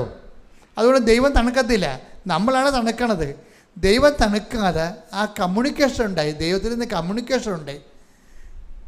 പക്ഷേ ഇവൾക്ക് കേൾക്കാനുള്ള ഒരു മാനസികാവസ്ഥ ഇല്ലാത്തത് കൊണ്ട് ഇവളുടെ അമ്മയോട് പറയും, എന്താണ്, 44 ദിവസത്തിനുള്ളിൽ ഈ വിഷയത്തിന് മേൽ ദൈവ തീരുമാനം ഉണ്ടാകുമെന്ന്. അത് ഞാൻ പ്രസംഗത്തിൽ പറഞ്ഞതാണ്. ഉടമ്പടി 3 പുതുക്കിയോ ശ്രദ്ധിക്കുക, 44 ദിവസമാണ് നിങ്ങൾക്ക് പറഞ്ഞിരിക്കുന്നത്. 44 ദിവസത്തിനുള്ളിൽ നിങ്ങളുടെ വിഷയത്തിൽ തീരുമാനം ഉണ്ടാകുമെന്ന് കർത്താവ് പറയുന്നെന്ന് ഞാൻ ആരാധന സമയത്ത് പറഞ്ഞായിരുന്നു. അത് പറഞ്ഞോടുകൂടി ഈ അമ്മ അപ്പോൾ ഓരോ ഈ സന്ദേശം കിട്ടുമ്പോൾ നിങ്ങൾക്ക് അറിയാൻ പറ്റും. ചിലപ്പോൾ നിങ്ങളോർക്കും അത് എൻ്റെ കാര്യമല്ലെന്ന്, പക്ഷേ ആ സന്ദേശത്തോട് ബന്ധപ്പെട്ട ആളിന് ദൈവം അടയാളം കൊടുക്കും. അങ്ങനെയാണ് എൻ്റെ സന്ദേശത്തിൻ്റെ പോക്ക്. ഒരു സന്ദേശം പറഞ്ഞ ആൾക്കാരെന്ന് പറഞ്ഞു കഴിഞ്ഞാൽ ആ സന്ദേശത്തിന് ഉടയപ്പെട്ട ആൾക്കാരുണ്ട്, ഉടമസ്ഥരുണ്ട്, അവർക്ക് അതിൻ്റെ കോഡ് കൊടുക്കും. ഇത് നിന്നെക്കുറിച്ചാണ് പറയണതെന്ന്. എനിക്കറിയാൻ പറ്റത്തില്ല അയാളെ, പക്ഷേ ദൈവം അവരോട് പറയും, ഇപ്പം അച്ഛൻ പറഞ്ഞത് ഞാൻ പറഞ്ഞിട്ടാണ് പറയണത്, അത് നിന്നെക്കുറിച്ചാണെന്ന് പറയും. അവർക്ക് ബോധ്യം കിട്ടും. ഉടനെ അവൾ മകളോട് പറഞ്ഞു, വെയിറ്റ് 44 days, അമ്മ ഇതിനുള്ളിൽ സമാധാനം ഉണ്ടാക്കും. അപ്പോൾ ഉടനെ അവൾക്ക് ഒരു വീണ്ടും ഞാൻ പറഞ്ഞില്ലേ, കർത്താവിൻ്റെ സംപ്രേഷണത്തിൽ നിന്ന് കമ്മ്യൂണിക്കേഷൻ ഉണ്ട്. ഇവിടെ ഒരു കമ്മ്യൂണിക്കേഷൻ കേട്ട്, ആ കമ്മ്യൂണിക്കേഷൻ എന്താണ്? ചില പൊട്ടന്മാർ, അത് ധ്യാനത്തിൽ പറയണതാണ്, ഞാൻ പറഞ്ഞ പ്രസംഗത്തിലൂടെ പറയുന്നതാണ്. ചില പൊട്ടന്മാർ 3 പുതുക്കിയിട്ട് തണുത്തിരിക്കും. അവർ ഓർക്കണം, അവരുടെ കർത്താവ് പറയുന്നു 4-ാം യാമത്തിലും ഞാൻ വരാമെന്ന്. വീട്ടില്ലേ, ആ കടലിൻ്റെ മീതെ കർത്താവ് വന്നത് എത്രയാണ്? 4-ാം യാമത്തിൽ. അത് കേട്ടപ്പോൾ അവർക്ക് മനസ്സിലായി ഇത് അവർക്ക് വേണ്ടി മാത്രമുള്ള സന്ദേശമാണ്. 3 പുതുക്കിയിട്ട് തണുത്തിരിക്കണ ഞാനാണ്.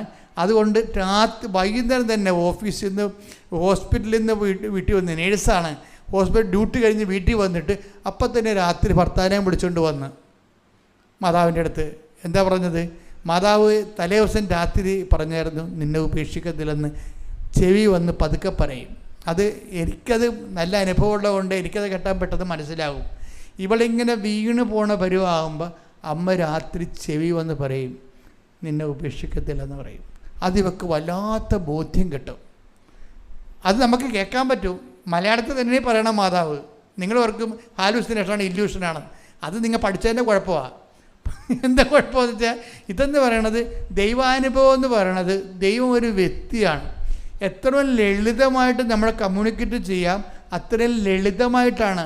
ഈജിപ്തിൽ വെച്ച് ഞാൻ കിടന്നുറങ്ങുമ്പോൾ ഞാൻ ആൾ വരണം, എനിക്ക് കാണാം, നേരെ ഇങ്ങനെ വന്നത് കാണാം. അപ്പം ഞാനിങ്ങനെ ഒറ്റക്കൊരു മുറി കിടക്കണം, ഒരു വലിയൊരു മുറിയിൽ. മണി 3 ആയിട്ടുണ്ടെങ്കിൽ 5 മണിയുടെ വെളിച്ചമാണ് ഉള്ളത്. കയറി ഹോട്ടലിൽ കിടക്കുകയാണ്, നാട്ടിലേക്ക് പോകാൻ വേണ്ടി കിടക്കുകയാണ്. അപ്പോഴാണ് 3 പേരും കൊണ്ട് വരുന്നത്. അമ്മയ്ക്ക് നല്ല പൊക്കമുണ്ട്. ആ വരവ് കാണുന്ന രാജകീയമായ വരവാണ് വരുന്നത്. അവരുടെ ഇപ്പോഴത്തെ പൊസിഷൻ എന്ന് പറയുന്നത് വല്ലാത്ത പൊസിഷനാണ്. നമ്മൾ കാണുന്ന മാതാവല്ല, നമുക്കറിയാവുന്ന ഈ കുരിശിൻ്റെ ചുവട്ടിരിക്കുന്ന മാതാവല്ലേ, ആ മാതാവല്ലേ ഇപ്പോൾ ഉള്ളത്. ആ ഭൂസ്വലോകൻ രാജ്ഞിയായി മുടിതിരിപ്പിക്കപ്പെട്ട മാതാവില്ലേ, അതാണ് ഇപ്പോൾ ഉള്ളത്. അതാണ് അവർ വരണപ്പോൾ കാണാൻ പറ്റും. അവർ വന്നിട്ട് ഈ 4 വിരലെടുത്തിട്ട് വായിലൂടെ ഇങ്ങനെ കുത്തിക്കയറ്റും. അപ്പം അമ്മയുടെ എൻ്റെ തുപ്പൽ അമ്മയുടെ വായി പെടാതിരിക്കാൻ വേണ്ടി ഞാനൊരു അർത്ഥനിദ്രയിലാണ് ആ സമയത്ത്. ആളെ കാണാം, ഓർമ്മയുണ്ട്, ബോധമുണ്ട്, സ്വപ്നമല്ലത്. ഞാനിങ്ങനെ കൈ പിടിക്കുമ്പോൾ എന്താ തുപ്പൽ കൊള്ളാതിരിക്കാൻ വേണ്ടി കൈ പിടിക്കും. അപ്പം എനിക്ക് വിസ്മയമുണ്ട്, പക്ഷേ എനിക്ക് പ്രത്യേകിച്ച് പേടിയൊന്നുമില്ല. കാര്യം എന്തോ ഒരു സംഭവം നടക്കുന്നു എന്നുള്ളതല്ല. ഞാൻ ആ ദിവസങ്ങളിലൊക്കെ 10 ദിവസം രാത്രിയും പോലും കൊന്തയിലിയ ദിവസങ്ങളാണ്. 10 ദിവസം. ഇന്നിപ്പോൾ ചില അണ്ണന്മാർ കൊന്തൊക്കെ പകരം കരുണ നമസ്കാരം മതിയെന്ന് പറയുന്നുണ്ട്. അതൊക്കെ വിഡ്ഢിത്തരമാണ് ശരിക്കും പറഞ്ഞാൽ. അവർക്ക് ദൈവം എന്താണ്, ആധ്യാത്മിക അനുഭവം എന്താണ്, ജപമാല എന്താണ്, ജപമാലയുടെ ഉള്ളടക്കങ്ങൾ എന്താണെന്നതിനെക്കുറിച്ച് വ്യക്തിപരമായ അനുഭവം ഇല്ലാത്തത് കൊണ്ടാണ് അവർ താത്വികമായിട്ടൊക്കെ സംസാരിക്കുന്നത്. നോൺസെൻസ്. നിങ്ങൾ ശ്രദ്ധിക്കണം. അത് വെച്ച് കഴിഞ്ഞാൽ നമ്മൾ വിശ്വസിക്കുന്നത് എല്ലാം സത്യമായ കാര്യങ്ങളാണ്. അപ്പോൾ ഞാൻ കിടക്കുമ്പോൾ എൻ്റെ ഉള്ളിൽ എൻ്റെ മുമ്പിൽ ഞാൻ കിടക്കുമ്പോൾ അപ്പുറത്തും ഇപ്പുറത്തും 2 പേര് കിടപ്പുണ്ട്. ഞാൻ ഇടയ്ക്കിടയ്ക്ക് പറയണ ഒരു സാക്ഷ്യമാണിത്. അപ്പുറത്തും ഇപ്പുറത്തും 2 പേര് കിടപ്പുണ്ട്. ഇപ്പോൾ ഒരാളെ എനിക്കറിയാം, അത് ജോൺ മേരി വിയാനിയെപ്പോലെ ഇരിക്കുകയാണ്, വികാരച്ചന്മാരുടെ പുണ്യാളന്. അത് മധ്യസ്ഥന്. ഇപ്പോഴത്തെ ഉള്ളത് വേറെ ആൾ, ഒരു പുണ്യാളനാണ്, പക്ഷെ എനിക്കറിയത്തില്ല ആളാണ്. പക്ഷേ അതിന് ശേഷം സംഭവിക്കുന്ന വിഷയങ്ങൾ എന്താ? അതിന് ശേഷമാണ് ഈ പ്രസംഗങ്ങളും അടയാളങ്ങളും. ഇപ്പം തന്നെ കൃപാസനം യൂട്യൂബ് ചാനലിൽ കഴിഞ്ഞ ദിവസം അലക്സിസ്റ്റം പറയുമായിരുന്നു, ഈ ഓണമാകുമ്പോൾ 50 കോടി വ്യൂവേഴ്സാണ് ഉള്ളത്. 50 കോടി ആൾക്കാരാണ് ഇത് കണ്ടിരിക്കുന്നത്. അത്രയും കണ്ടതെല്ലാം ഇങ്ങനെ പരന്ന് പോകാനുള്ള കാരണം എന്താണ്? അന്നത്തെ ആ സമാഗമമാണ്. നമ്മൾ വിശ്വസിക്കുന്ന കാര്യങ്ങളെല്ലാം സത്യമായ കാര്യങ്ങൾ കൊണ്ട് തന്നെ നിങ്ങൾ പല ഉടമ്പടി എടുത്തിരിക്കുന്നത് ആ പഴയ ഫോർമാറ്റിലാണ് എടുത്തിരിക്കുന്നത്. ഒക്കട്ടെ കിട്ടിയ കുട്ടി പോയ ചട്ടിയെന്നും പറഞ്ഞുകൊണ്ടാണ് നിങ്ങൾ എടുത്തിരിക്കുന്നത്. അവർക്കാണ് ഇങ്ങനെ കുരഞ്ഞ് കിടക്കണത്. അല്ല, സത്യസന്ധമായിട്ട് വിശ്വസ്തതയുടെ ഉടമ്പടി എടുത്തവന് തിരിഞ്ഞു നോക്കേണ്ടി വന്നിട്ടില്ല. കാര്യം ഒരു ദിവസം 30 സാക്ഷ്യങ്ങളാണ് ഈ ആൾക്കാരെ പറയണത്. അപ്പം എന്ന് പറയുമ്പോൾ ഈ കാണുന്നതും കേൾക്കുന്നതും കാര്യങ്ങളെല്ലാം സത്യമായ കാര്യങ്ങളാണ്. പക്ഷെ സത്യമായ കാര്യങ്ങളാണെന്ന് നിങ്ങളുടെ പ്രവർത്തനം കണ്ടാൽ ദൈവത്തിന് തോന്നണം. ആ ദൈവത്തെ തോന്നാത്ത കൊണ്ടാണ് നിങ്ങളിങ്ങനെ തണുത്തിരിക്കണത്. അപ്പം ഞാൻ നാട്ടിൽ വന്നപ്പോൾ എന്താ സംഭവിക്കണത്? എനിക്ക് ട്രാൻസ്ഫറാണെന്ന് എൻ്റെ മെത്രാൻ പറയും. ഞാൻ ട്രാൻസ്ഫറിൻ്റെ പള്ളിയിലേക്ക് വരുമ്പോൾ എന്താ കാണുന്നത്? ഒരു പള്ളി പൊളിച്ചിട്ടിരിക്കണത്. ആ ആ പള്ളി പണിയാനാണ് എന്നെ ഏൽപ്പിച്ചിരിക്കുന്നത്. അപ്പോൾ ആ പള്ളി വരുമ്പോൾ അവിടുത്തെ ആൾക്കാരൊക്കെ എന്നെ സ്വീകരിക്കുന്നതിന് പകരം 1-2 പേര് പറയുകയാണ്, അച്ഛാ പിരിവാണെങ്കിൽ നടക്കത്തില്ല, വീട്ടിൽ വന്നാൽ 5 പൈസ തരത്തില്ല, ഞങ്ങൾക്ക് കൊടുക്കാനുള്ള കാശില്ല, ഞങ്ങൾ നേരത്തെ കൊടുത്തെന്ന് പറയും. അപ്പോൾ എനിക്ക് കിട്ടിയ ഒരു സ്വീകരണം അതാണ്. അപ്പം ഞാൻ പിറ്റേ ദിവസം പറഞ്ഞ്, ഞാൻ ഒരു മനുഷ്യൻ്റെ ഇടയ്ക്ക് ഒരു വീട്ടിലും പിരിവിന് വരത്തില്ല, പക്ഷേ നിങ്ങൾ പൈസ ഇവിടെ കൊണ്ടുവന്ന് തരുമെന്ന് എനിക്കറിയാമെന്ന് പറയും. എന്താ കാര്യം? ഞാൻ ആൾക്കാരെ മാതാവിന് തിരുക്കുർബാന എഴുന്നള്ളിച്ച് വെച്ചുകൊണ്ട് മാതാവിൻ്റെ മധ്യ ജപമാല നടത്തി. അന്ന് മുതൽ എന്താ പറഞ്ഞ്, നിങ്ങൾക്ക് കിട്ടാക്കടങ്ങളെല്ലാം തിരിച്ച് കിട്ടാൻ പോകുകയാണ്. നിങ്ങളുടെ കയ്യിൽ നിന്ന് പോയ പണങ്ങളും നഷ്ടപ്പെട്ട കാശും നിങ്ങൾ എഴുതി തള്ളിയ കാശും നിങ്ങൾക്ക് ദൈവം തിരിച്ചു തരാൻ പോകുകയെന്ന് പറഞ്ഞു. പിറ്റേ ദിവസം ഒരു സെബാസ്റ്റ്യൻ പരിച്ചേരി എന്നും പറഞ്ഞൊരു മനുഷ്യൻ വന്നും പറഞ്ഞ് 4 ലക്ഷം രൂപ എനിക്ക് തന്നു. ഞാൻ പറഞ്ഞു, എന്ത് പറ്റി? എനിക്ക് 8 ലക്ഷം രൂപ ഉണ്ടായിരുന്നു, എനിക്ക് തരാണ്ടായിരുന്നൊരു വ്യക്തി, അത് ഞാൻ എഴുതി തള്ളിയതാണ്, അയാൾ ഇന്നലെ കൊണ്ടുവന്ന് തന്നത്. 4 ലക്ഷം അച്ഛൻ ഇരിക്കട്ടെ എന്ന്. അപ്പോൾ എനിക്ക് മനസ്സിലായി മാതാവ് പണി തുടങ്ങിയെന്ന് മനസ്സിലായി. അപ്പോൾ എനിക്ക് മനസ്സിലായി മാതാവ് പള്ളി പണിയും, എനിക്കൊരു പ്രശ്നവുമില്ല. നിങ്ങൾ ദൈവത്തെ കൊണ്ട് നിങ്ങളുടെ ജീവിതം പുനരുദ്ധരിക്കാൻ വേണ്ടിയാണ് നമ്മൾ ഉടമ്പടി എടുത്തിരിക്കുന്നതെന്ന് ഓർക്കണം. അപ്പം അങ്ങനെ വരുമ്പോൾ ഉണ്ടാകുന്ന വിഷയം എന്ന് പറയണത്, നമ്മൾ ദൈവ തിരുസന്നിധി നിൽക്കുമ്പോൾ ഇപ്പം തന്നെ എന്താ വിഷയം, ഞാനിപ്പോൾ ഈ ഇടവക ചാർജ് എടുക്കാൻ വരുമ്പോൾ ഞാൻ ചാർജ് എടുക്കുമ്പോൾ ഞാൻ നോക്കുമ്പോൾ ആ ഇടവകയുടെ മധ്യസ്ഥൻ ആരാണ്?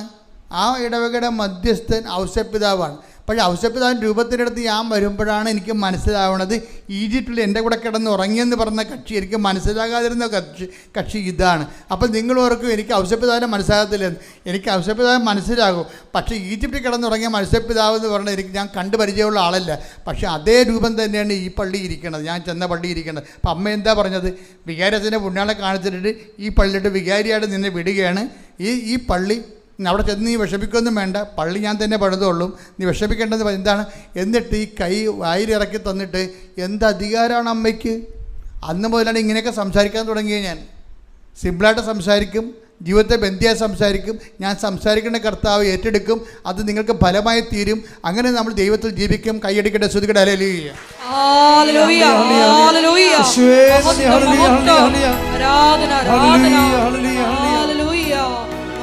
മഹത്വം, ആരാധന.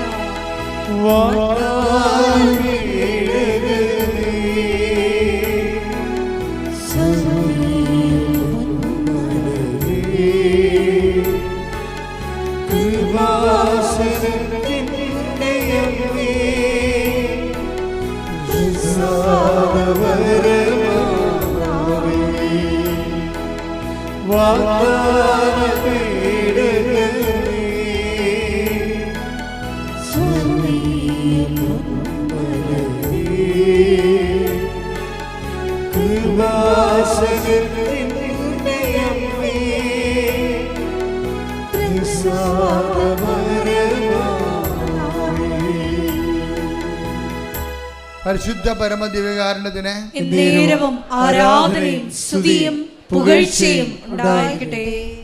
അപ്പോൾ അനിത ബേബി തോമസിന് ഒരു സംശയം തോന്നി.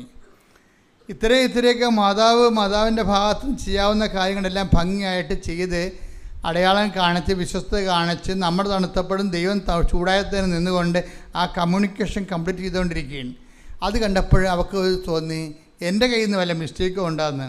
അപ്പോഴാണ് അവൾക്ക് മൂന്നാമത് ഉടമ്പടി പുതുക്കിയെങ്കിലുമേ അവൾ സ്വന്തമായിട്ട് ചിന്തിക്കാൻ തുടങ്ങി, എന്താണ് എൻ്റെ കയ്യിൽ നിന്ന് വല്ല മിസ്റ്റേക്കും ഉണ്ടാകുന്നു. അപ്പോൾ അവർ മിസ്റ്റേക്ക് അവൾ കണ്ടെത്തി. എന്താണ്? അവൾ പത്രം വീട്ടിൽ മാത്രമേ കൊടുക്കത്തുള്ളൂ, പള്ളികൾ മാത്രമേ കൊടുക്കത്തുള്ളൂ.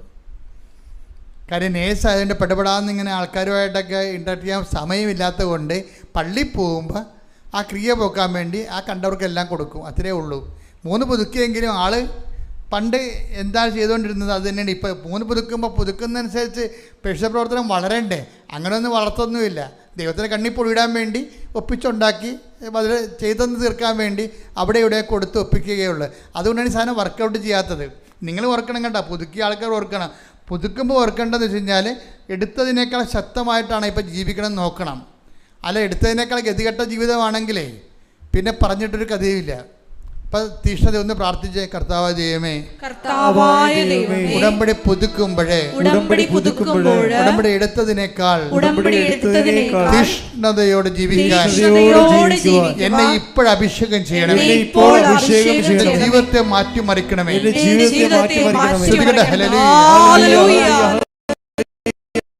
ആരാധന ആരാധന ഹല്ലേലൂയ ഹല്ലേലൂയ മഹത്വം മഹത്വം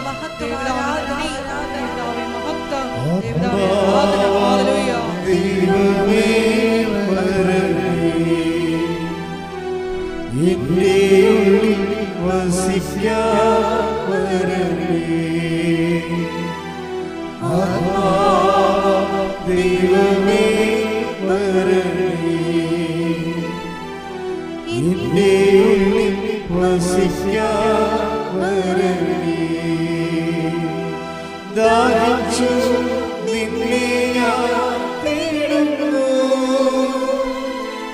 സ്വർഗ്ഗം തുറന്നിറങ്ങി നീ വരണമേ. ദാഹിച്ചു നിന്നെ ഞാൻ തേടുന്നു,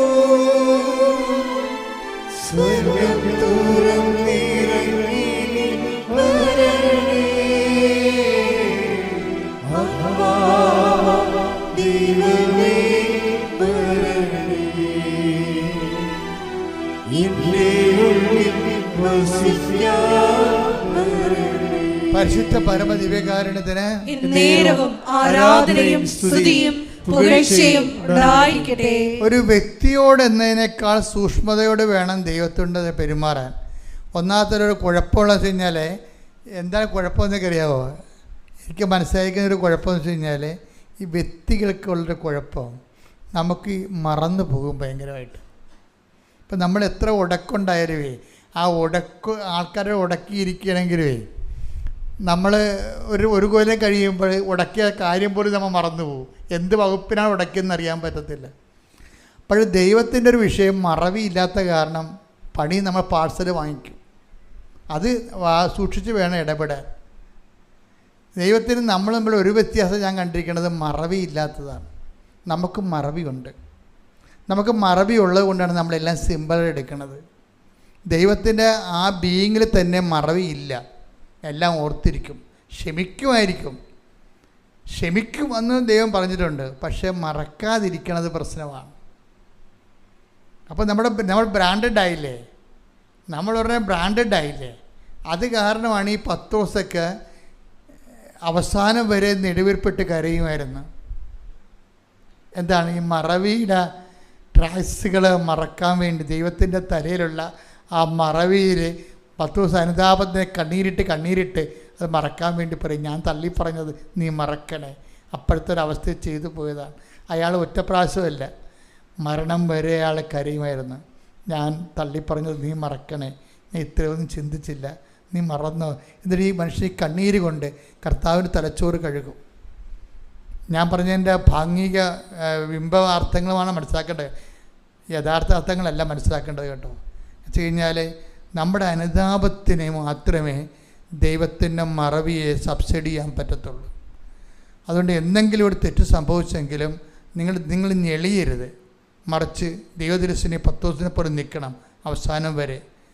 ഞാൻ മറന്നത്, ഞാൻ തള്ളിപ്പറഞ്ഞത് നീ മറന്നു കളയണം. നീ ക്ഷമിക്കുമെന്ന് എനിക്കറിയാം, അതല്ല എനിക്ക് വേണ്ടത്, നീ മറന്നു കളയണം.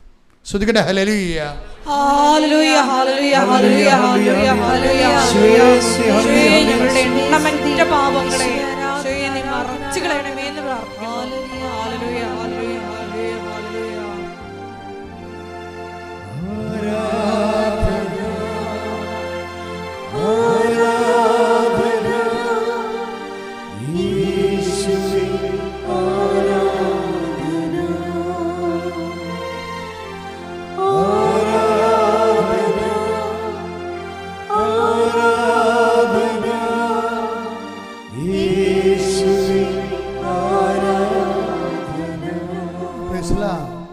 ഇതിന് വീണ്ടും ഇവളെന്ത് ചെയ്യുന്നത്, ഈ പള്ളിയിൽ കൊടുക്കുന്ന ഫോർമാറ്റ് ചേഞ്ച് ചെയ്യും.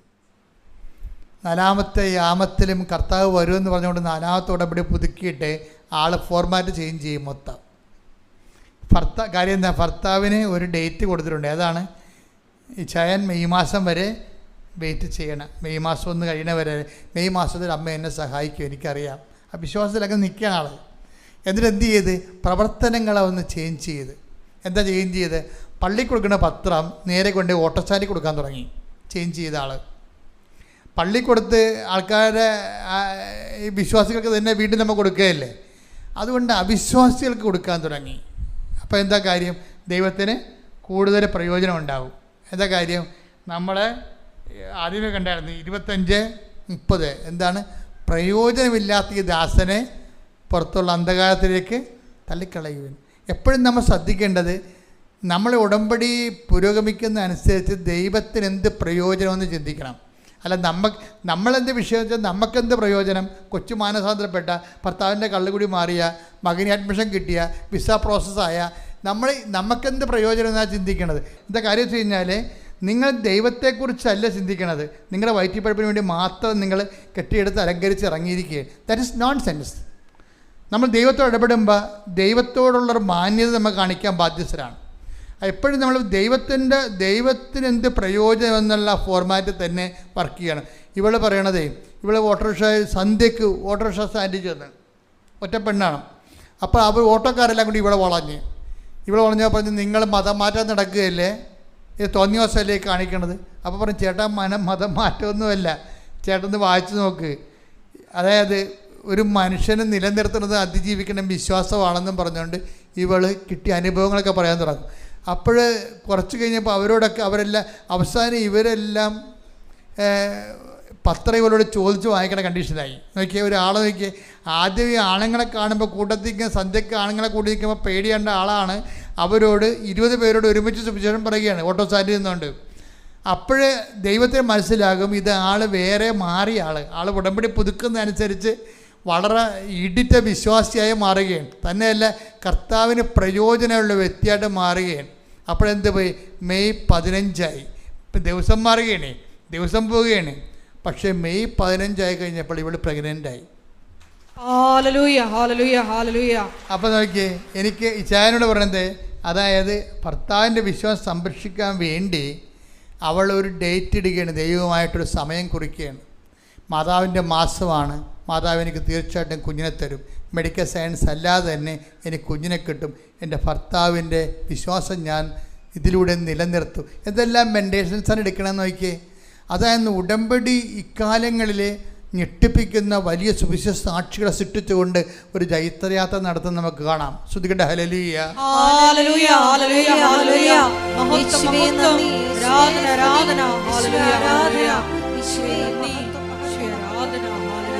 ഞാൻ നിന്നെ കൈവിടുമോ ഒരു നാളും മറക്കുമോ, ഞാൻ നിന്നെ കൈവിടുമോ ഒരു നാളും മറക്കുമോ. അമ്മ മറന്നാലും ആരോ മറന്നാലും മറക്കാത്തവൻ അന്ത്യത്തോളം കൂടെയുള്ളവൻ. ആരോ മറന്നാലും മറക്കാത്തവൻ അന്ത്യത്തോളം കൂടെയുള്ളവൻ. ഞാൻ നിന്നെ കൈവിടുമോ ഒരു നാളും മറക്കുമോ.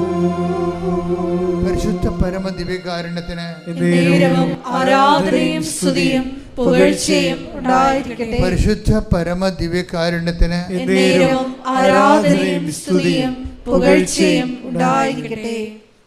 ഇതിൽ വരുന്നൊരു വിഷയം എന്ന് പറയുന്നത്, ദൈവത്തിന് മാത്രം ചെയ്യാൻ കഴിയുന്ന ഒരു സ്പേസ് എപ്പോഴും ഉണ്ടാകും നമ്മുടെ ജീവിതത്തിൽ. അവിടെ നമുക്കൊന്നും ചെയ്യാൻ പറ്റത്തില്ല. ഇപ്പം നിങ്ങളുടെ ഓരോ കേസ് ഡയറി പരിശോധിച്ചാലും മനസ്സിലാകും, കുറേ കാര്യങ്ങൾ നിങ്ങൾക്ക് ചെയ്യാൻ പറ്റും, ചില കാര്യങ്ങൾ ദൈവത്തിന് മാത്രമേ ചെയ്യാൻ പറ്റത്തുള്ളൂ. എന്തുകൊണ്ട് എൻ്റെ മക്കൾ വിശ്വസ്തത പാലിക്കണമെന്ന് പറഞ്ഞ കാര്യം, നമ്മൾ ഇങ്ങനെ ചെയ്തുകൊണ്ട് ദൈവം അങ്ങനെ ചെയ്തു തരണമെന്ന് യാതൊരു നിർബന്ധവും ഇല്ല. വാഗ്ദാനം ഉണ്ടെന്നുള്ള കാര്യം സത്യമാണ്. പക്ഷേ ചില കാര്യങ്ങൾ ദൈവത്തിന് മാത്രമേ ചെയ്യാം. അവിടെ ആ മേഖലയെ നമുക്കൊന്നും ചെയ്യാൻ പറ്റത്തില്ല. ഇപ്പോൾ ഞാനൊരു കാര്യം ചെയ്യട്ടെ. ഇപ്പോൾ ഇതിനകത്ത് ഇതിന് സ്പേസ് ഓഫ് ഗോഡ് എന്ന് പറയും. ഇപ്പോൾ ഇവളൊരു ഡേറ്റ് ഇട്ടിച്ച് അത് ഇപ്പോൾ 9 കൊല്ലം മക്കളില്ലാഞ്ഞ ആളാണെന്ന് ഓർക്കണം. 9 കൊല്ലം മക്കളിരുന്ന ആളിനെ ഇവർ പറയണ ഒരു മെയ് മാസം തന്നെ പ്രഗ്നൻ്റ് ആകണമെങ്കിൽ ഇവൾക്ക് പറ്റുമോ? ഇവൾക്ക് അത് കൺട്രോൾ ചെയ്യാൻ പറ്റുമോ? ഇല്ല. അത് ദൈവം തന്നെ ചെയ്യേണ്ടതാണ്.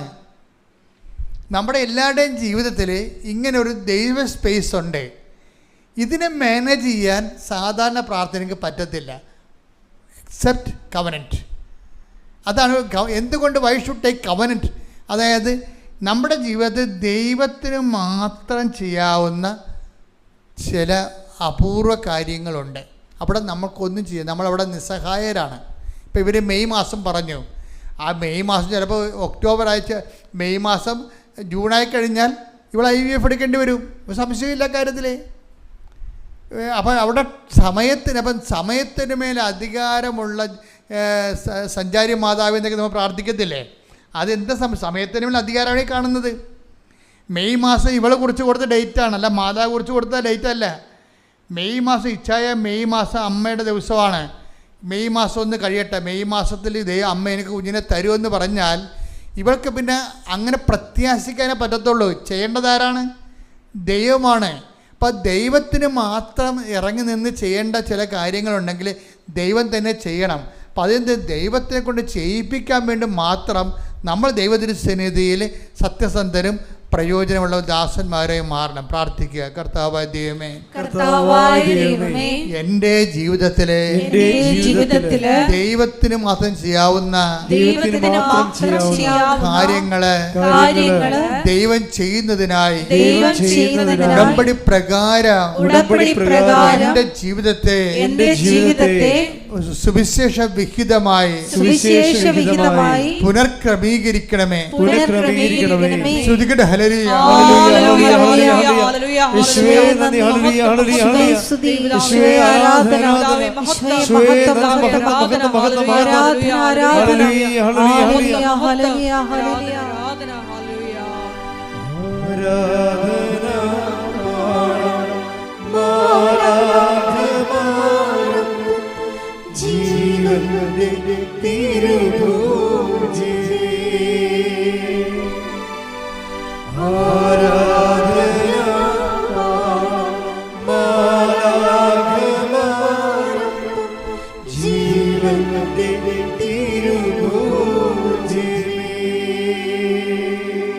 പരിശുദ്ധ പരമദിവ്യകാരുണ്യത്തിന് എന്നേരവും ആരാധനയും സ്തുതിയും പുകഴ്ചയും ഉണ്ടായിരിക്കട്ടെ. ഈ ദിവസങ്ങളിൽ വേറെ ഒരു സാക്ഷ്യം ഉണ്ടായി. എയിലിൻ കോട്ടയം എന്നും പറഞ്ഞ് ഒരു ജർമ്മൻ വിദ്യാർത്ഥിയാണ്. ഇവിടുന്ന് ജർമ്മനിയിൽ പോയി പഠിച്ചുകൊണ്ടിരിക്കുന്ന ഒരു വിദ്യാർത്ഥിയാണ്. ഇവരുടെ ഒരു പ്രശ്നമെന്ന് പറയണത്, ഇവർക്ക് ജന്മന കേൾവി 25% ഇല്ല. ജന്മന കേൾവി 25% ഇല്ല. ആ ടെസ്റ്റ് ചെയ്തതാണ്, സൂപ്പർ സ്പെഷ്യാലിറ്റി ഹോസ്പിറ്റലിൽ ടെസ്റ്റ് ചെയ്തതാണ്. അപ്പോൾ സ്വാഭാവികമായിട്ട് കുറച്ച് കഴിയുമ്പോൾ ഇവരുടെ കൂട്ടുകാർക്ക് എല്ലാവരും വീട്ടുകാർക്കറിയാം ഇവർക്ക് പകുതി കേൾവിയേ ഉള്ളതെന്നറിയാം. അപ്പോൾ ഇവരെല്ലാം ധരിച്ചിരിക്കണ എന്താ പ്രശ്നം വെച്ച് കഴിഞ്ഞാൽ വാക്സ് വരും ചെവിയിൽ നിന്ന് എപ്പോഴും. അപ്പോൾ വാക്സ് ക്ലീൻ ചെയ്യും, 6 മാസം കൂടുമ്പോൾ വാക്സ് ക്ലീൻ ചെയ്യും. ക്ലീൻ ചെയ്യുമ്പോൾ ഒരു കേൾവി ഉണ്ടല്ലോ. അപ്പോൾ അവൾ വിചാരിക്കും ക്ലീൻ ചെയ്ത കൊണ്ടാണ് കേൾക്കണമെന്ന് വിചാരിക്കും. ചെറിയ കേൾവിയുണ്ട്, 75% കേൾവിയുണ്ട്, ഫുള്ളായിട്ട് കേൾവിയില്ല. അപ്പോൾ ചില കാര്യങ്ങൾ പറയുമ്പോൾ ഇങ്ങനെ ചെവിയും കൊണ്ട് ഇരണ്ടി വരും. ചെറിയ ശബ്ദം കുറച്ചാൽ പറയണമെന്നുണ്ടെങ്കിൽ രഹസ്യമൊന്നും പറയാൻ പറ്റത്തില്ല. അപ്പം അങ്ങനെയുള്ള ഒരു ജന്മമാണ്, ഒരു ജീവിതമാണ്. അപ്പം അത് ഈ വാക്സ് ക്ലീൻ ചെയ്തിട്ടും പിന്നെ കേൾവി അത്ര മെച്ചപ്പെടാതെ ആകുമ്പോഴാണ് ഇവർ ടെസ്റ്റ് ചെയ്യണത്.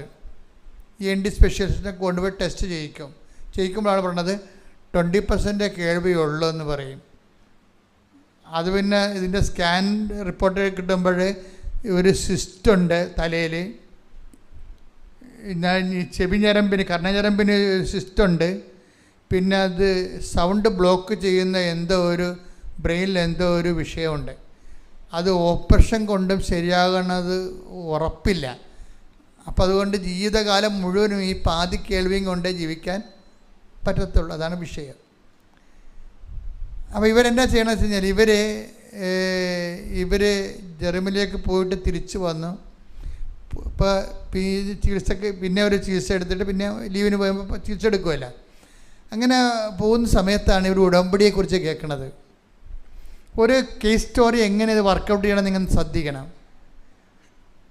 എന്നിട്ട് ദൈവം എങ്ങനെയാണ് ഈ ഉടമ്പടി ഒരാൾ എടുത്തു കഴിഞ്ഞാൽ അയാളുടെ ജീവിതത്തിൽ ദൈവം എങ്ങനെയാണ് ഇത് ആർട്ടിക്കുലേറ്റ് ചെയ്യണമെന്നും സ്റ്റിയർ ചെയ്യണമെന്ന് നമ്മൾ ശ്രദ്ധിക്കണം. നമ്മൾ ഉടമ്പടിക്കാരെപ്പോഴും നിങ്ങൾക്ക് ഏറ്റവും കൂടുതൽ വേണ്ടത് ശ്രദ്ധയാണ്. ദൈവം ചെയ്യുന്ന കാര്യങ്ങളെക്കുറിച്ചുള്ള ശ്രദ്ധയാണ്. നിങ്ങൾ ഉടമ്പടി എടുത്തിട്ട് നിങ്ങളും വീണ്ടും പഴയ ആൾക്കാരായിട്ടല്ല ജീവിക്കണത്, ശ്രദ്ധയില്ലാതെയാണ് ജീവിക്കണത്. പലപ്പോഴും രാവിലെ പ്രത്യക്ഷ പ്രാർത്ഥന ചെയ്യല്, സന്ധ്യയ്ക്ക് ഉടമ്പടി പ്രാർത്ഥന ചെയ്യല്, പല രോഗികളൊക്കെ കണ്ട് കുറച്ച് പത്രമൊക്കെ കൊടുത്ത് അങ്ങനെ അഡ്ജസ്റ്റ് ചെയ്ത് പോണ സാധാരണ 50% അങ്ങനെ ചെയ്യണത്. അങ്ങനെ ചെയ്യാൻ പാടില്ല. ശരിക്കും പറഞ്ഞാൽ ഉടമ്പടി എടുത്തു കഴിഞ്ഞാൽ പിന്നെ ബൈലാറ്ററൽ എഗ്രിമെൻ്റാണ്. പിന്നെ നിങ്ങൾ ദൈവത്തിന് പ്രയോജനമുള്ള ആൾക്കാരായിട്ട് മാറിയിട്ട് പിന്നെ ഉടമ്പടി തന്നെ ആയിരിക്കണം നിങ്ങളുടെ ജീവിതത്തിൻ്റെ ഏറ്റവും വലിയ ലക്ഷ്യമെന്ന് പറയുന്നത്. ഞാൻ ഉടമ്പടി എടുത്ത് വ്യക്തിയാണെന്നുള്ള ബോധം വർദ്ധിപ്പിച്ചിട്ട് ദൈവത്തിന് വേണ്ടി ജീവിതം മാറ്റിവെക്കുന്ന ഒരവസ്ഥയാണ്. അപ്പം എന്നാൽ ദൈവത്തിന് തോന്നണം നിങ്ങൾ ഉടമ്പടിയിലാണെന്ന്. എന്നാൽ ഇത് എളുപ്പമാണ്. ഇവരിങ്ങനെ വൃത്തിമനായിട്ട് ഉടമ്പടി ചെയ്യുന്ന ആളാണ്. അപ്പോൾ ഈ വൃത്തിമനായിട്ട് ഉടമ്പടി ചെയ്യുന്ന കാരണം ഇവർ ഒരു സ്പെഷ്യൽ ഒരു ആശുപത്രി ചെന്നപ്പോൾ വേറെ എന്തോ അസുഖത്തിനാണ് ഒരു സൂപ്പർ സ്പെഷ്യാലിറ്റി ആശുപത്രി ചെന്നത്. അവിടെ ഈ കേൾവിക്കുള്ള 20% കുറവ് ആ ഡോക്ടറിനോട് പറയും ഇവർ. ഞാൻ ആശുപത്രി പേരൊന്നും പറയണില്ല, അത് ശരിയല്ലല്ലോ. അങ്ങനെ പറഞ്ഞു കഴിയുമ്പോൾ ഇവളുടെ അപ്പൻ, ഈ എയിലിൻ്റെ അപ്പൻ ഡോക്ടറിനോട് പറയും, ആ ഇയറിൻ്റെ കാര്യത്തിൽ ഞങ്ങൾ വേറെ ട്രീറ്റ്മെൻറ്റിലാണ്. അതുക്ക് മുമ്പ് ഇവരൊരു പണി ചെയ്യും. എന്ന് വെച്ച് കഴിഞ്ഞാൽ ഇവർ വന്ന് ഉടമ്പടി ചെയ്തിട്ട് ഉടമ്പടി തൈലം ചെവി തേക്കും, പ്രാർത്ഥിച്ച്. ചെവിയുടെ അകത്തൊഴിക്കാമെന്ന് ഞാൻ പറഞ്ഞിട്ടില്ല കേട്ടോ. നിങ്ങൾ തേച്ച് പ്രാർത്ഥിക്കാം. ദൈവത്തിന് എവിടെ തേച്ചാലും നിങ്ങളുടെ ഉദ്ദേശം മനസ്സിലാവും. അല്ല മണ്ണാക്കി തന്നെ കൊണ്ട് ഒഴിക്കണം നിർബന്ധമില്ല. നിങ്ങൾ അപ്ലൈ ചെയ്യുമ്പോൾ നിങ്ങൾ വിശ്വാസമാണ് അപ്ലൈ ചെയ്യണം. ഉടമ്പടി തൈലത്തെ നല്ല ഹീൽ ചെയ്യണത്, ഉടമ്പടി തൈലത്തെ ബ്ലെസ് ചെയ്ത് ദൈവമാണ് നിങ്ങളെ ബ്ലെസ് ചെയ്യണത്. ആ ഒരു ബോധം എപ്പോഴും ഉണ്ടാകണം. പക്ഷെ അപ്ലൈ ചെയ്യുമ്പോൾ നല്ല വിശ്വാസത്തിൽ വേണം അപ്ലൈ ചെയ്യാൻ. യേശു കർത്താവാണെന്ന് അധരം കൊണ്ട് ഏറ്റു പറയുന്ന ഹൃദയത്തിൽ ദൈവനെ മരിച്ചതെന്ന് ഉയർപ്പിച്ചെന്ന് ഹൃദയത്തിൽ വിശ്വസിക്കുന്ന ആ വിശ്വാസത്തിലാണ് ഇത് വിശ്വപ്രമാണം ചെയ്യണം അപ്ലൈ ചെയ്യേണ്ടത്. അല്ല വെറുതെ ഇങ്ങനെ എണ്ണ തൂക്കണ പോലെ മരുന്ന് തൂക്കണ പോലെ ഓയിൽമെൻ്റ് ഇടണ പോലെ ഇടരുത്. ബുദ്ധിബോധമില്ലാത്ത കുറേ ആൾക്കാർ അങ്ങനെ ചെയ്യുന്നുണ്ട്. അങ്ങനെയൊന്നും ചെയ്യാൻ പാടില്ല. ഇത് ആപ്ലിക്കേഷൻസ് എന്ന് വേണ്ടത് ഫെയ്ത്താണ് ആപ്ലിക്കേറ്റ് ചെയ്യണത്, അല്ലാതെ ഓയിലല്ല ആപ്ലിക്കേറ്റ് ചെയ്യണത്. അപ്പോൾ ഫെയ്ത്താണ് ആപ്ലിക്കേറ്റ് ചെയ്യണം എന്നുള്ളതിനെക്കുറിച്ച് നമുക്കൊരു ബോധം ഉണ്ടാകണം. അപ്പോൾ ഏകാഗ്രതയോടെയും ഭക്തിയോടെയും പ്രാർത്ഥനയോടെയും ഒക്കെ വേണം ആ വിഷയങ്ങളെല്ലാം ചെയ്യാൻ. അങ്ങനെയൊക്കെ ചെയ്തിട്ട് ഇവൾ ഡോക്ടറിൻ്റെ അടുത്ത് ചെല്ലുമ്പോൾ ഇവളുടെ അപ്പം പറയും, ഞങ്ങൾ ഒരു വിനീത് ഡോക്ടറിനെ കാണാൻ പോവുകയാണെന്ന് പറയും. വിനീത് പറഞ്ഞിട്ടാണ് ഇങ്ങോട്ട് വന്നതെന്ന് പറയും. വിനീത് പറഞ്ഞിട്ടാണ് ഇപ്പോൾ ഈ ഹോസ്പിറ്റലിൽ വന്നത്. ഞങ്ങൾ ENT കാര്യത്തിന് വിനീതിനെയാണ് കാണുന്നത് പറയും. ഉടനെ ആ ഡോക്ടർ പറയും, നിങ്ങൾ വിനീതിനെ തന്നെ കാണണം, വിനീതാണ് ഇതിൻ്റെ എക്സ്പേർട്ട്, അതുകൊണ്ട് ഞാൻ ഫയൽ അങ്ങോട്ട് മാറ്റുകയെന്ന് പറയും. അതിൻ്റെ ഫയൽ നിങ്ങൾ വിനീതിനെ പോയി കണ്ടോളാൻ പറയും അടുത്ത മുറിയിൽ. അപ്പോൾ ഇവർക്ക് ആ പാടൊരു കുഴപ്പം എന്തൊരു കുഴപ്പം സംഭവിച്ച് എന്ന് വെച്ച് കഴിഞ്ഞാൽ ഈ വിനീത് എന്ന് പറഞ്ഞ ഡോക്ടർ ഇവിടെ ഇരിക്കുന്ന ഡോക്ടറല്ല, ഇവളെ ചികിത്സിക്കുന്ന ENT ആണ് കോട്ടയത്ത്. അത് ആ ഡോക്ടറിൻ്റെ പേര് വിനോദം എന്നാണ്. നിങ്ങൾ കാര്യം ഒരു കഥപട പോക്കണ്ട. ആ ഡോക്ടറിൻ്റെ പേര് വിനോദം എന്നാണ്. ഈ അപ്പന് തെറ്റിപ്പോയതാണ്. അപ്പം പറഞ്ഞത് വിനോദ് ഡോക്ടർ പറഞ്ഞിട്ടാണ് ഞങ്ങൾ ഇവിടെ വന്നതെന്ന് പറയുന്നതിന് പകരം ഈ അപ്പം പറയാണ് വിനീത് ഡോക്ടർ പറഞ്ഞിട്ടാണ് ഞങ്ങൾ ഇവിടെ വന്നതെന്ന് പറയും. അപ്പോൾ ഈ ഇരിക്കുന്ന ഡോക്ടർ പറയാണ് വിനീത് അപ്പുറത്തെ പോരിലുണ്ട്, ചെന്ന് കാണാൻ പറയും. പുറത്തിറങ്ങിയപ്പോൾ മാതാവിൻ്റെ ചാര കളറുള്ള ഒരു മുറി, അതിൻ്റെ അകത്ത് ഡോക്ടർ വിനീത് എന്ന് എഴുതി വെച്ചിരിക്കണം, ENT സ്പെഷ്യലിസ്റ്റ് എന്ന്. വിനീതിൻ്റെ അടുത്ത് ഇവർ ചെല്ലുമ്പോൾ വിനീത് കൊണ്ട് ടെസ്റ്റ് ചെയ്ത് പറയും നിങ്ങളുടെ കേൾവി നിങ്ങൾക്ക് തിരിച്ചു കിട്ടിയിരിക്കേണ്ട കുഴപ്പമില്ലെന്ന്. ഇതാണ് സ്പേസ് ഓഫ് ഗോഡ് എന്ന് പറയണത്. എന്ന് വെച്ച് കഴിഞ്ഞാൽ വിനോദ് ഡോക്ടറാണ് ഇവരുടെ. വിനോദിനെ കാണാൻ പോകണമെന്ന് പറയുന്നതിന് പകരം അപ്പനെ കൊണ്ട് വിനീതെന്ന് പറയിപ്പിച്ച്, അത് ദൈവം മാത്രമാണ് പറയിപ്പിക്കാതെ പറ്റത്തുള്ളൂ. അങ്ങനെ അപ്പനെ അറിയത്തില്ല ഇങ്ങനെ ഡോക്ടർ ഇവിടെ ഉള്ള കാര്യം. അത് അപ്പൻ തെറ്റി പറയിപ്പിച്ചതാണ്. പക്ഷെ തെറ്റി പറഞ്ഞെങ്കിലും മാതാവിൻ്റെ മുമ്പിൽ അത് ശരിയായിട്ടുള്ള കാര്യമാണ് അപ്പനെ കൊണ്ട് പറയിപ്പിച്ചിട്ട് ശരിയായിട്ടുള്ള സ്ഥലത്ത് കൊണ്ട് എത്തിച്ചിരിക്കുകയാണ്. ഇത് ദൈവത്തിന് മാത്രം ചെയ്യാൻ പറ്റുന്ന കാര്യങ്ങളാണിത്. ചില കാര്യങ്ങൾ നമ്മുടെ ജീവിതത്തിൽ നമുക്ക് ചെയ്യാൻ പറ്റത്തില്ല. ഈ ഉടമ്പടി എടുത്ത് ഇവളെ തലയൊക്കെ വെച്ച് പ്രാർത്ഥിച്ചപ്പോൾ തന്നെ ഇവൾ ഓക്കെ ആയി. ആ ഡോക്ടർ ഹീലൊന്നും ചെയ്തില്ല. വിനീത് ഡോക്ടർ ഒന്നും ഇവർക്ക് കേൾക്കാൻ പറ്റുമോ ഇല്ല എന്ന് ടെസ്റ്റ് ചെയ്തേ ഉള്ളൂ. ടെസ്റ്റ് ചെയ്തപ്പോൾ കേൾക്കാൻ പറ്റും.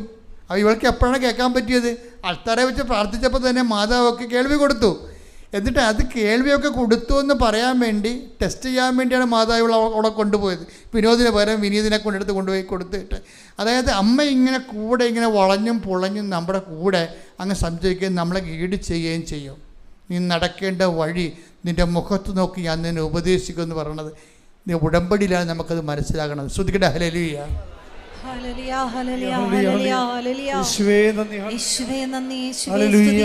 ഒരുമിച്ച് പാടാൻ ശ്രദ്ധിക്കട്ടെ. ഹല്ലേലൂയ.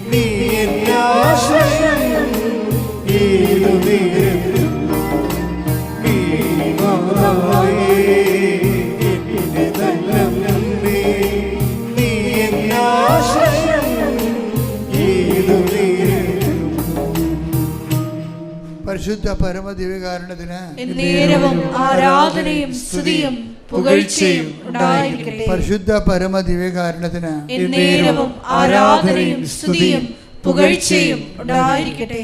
ഉടമ്പടി ഉണ്ടാകുന്നൊരു വിഷയം ഈ ദൈവ സ്പേസിൽ ദൈവം മാത്രം ചെയ്യുന്ന ചില കാര്യമുള്ളതുകൊണ്ട് മനുഷ്യൻ്റെ കയ്യിൽ നിന്ന് അത് വിട്ടുപോയാലും പിന്നെയും നമുക്ക് പ്രതീക്ഷിക്കാം. എന്താ കാര്യം? ദൈവത്തിൻ്റെ അതർ എൻഡിൽ ദൈവമുണ്ട്. കാരണം ബയലാറ്ററൽ എഗ്രിമെൻറ്റിലാണ്. മനുഷ്യൻ്റെ കയ്യിൽ നിന്ന് അത് വിട്ടുപോയാലും നമുക്ക് പിന്നെ ഹോപ്പുണ്ട്. അതാണ് ഈ ഉടമ്പടി ഏറ്റവും വലിയ ഗുണം. അതാണ് ചിലപ്പോൾ നമ്മുടെ മനുഷ്യൻ്റെ കയ്യിൽ നിന്ന് വിട്ടുപോകും. പക്ഷേ എന്നാലും ഇപ്പം നിങ്ങളുടെ പഠനമോ അല്ലെങ്കിൽ നിങ്ങളുടെ വസ്തു എടുക്കണതോ അല്ലെങ്കിൽ നിങ്ങളുടെ രോഗത്തെക്കുറിച്ച് ഡോക്ടർ പറഞ്ഞിരിക്കുന്നത് ഇനി അറിയിക്കേണ്ടവരൊക്കെ അറിയിക്കാൻ പറഞ്ഞാലും എഴുതി തള്ളിയാലും അതുപോലെ ഇങ്ങനെ എന്ത് മനുഷ്യൻ്റെ കയ്യിൽ നിന്ന് കൈ വിട്ടുപോയാലും പിന്നെയും നമുക്ക് ഹോപ്പുണ്ട്. എന്താ കാര്യം? ദൈവത്തിൻ്റെ അതർ എൻഡിലുള്ള ദൈവമാണ്. നിങ്ങളെപ്പോഴും ചെയ്യേണ്ടത് നിങ്ങളെ വിശ്വാസത്തെ മുറുകെ പിടിക്കണം. നേടിയതിനെ എപ്പോഴും മുറുകെ പിടിക്കണം. ശ്രുതിയുടെ ഹല്ലേലൂയ. നേടിയതിനെ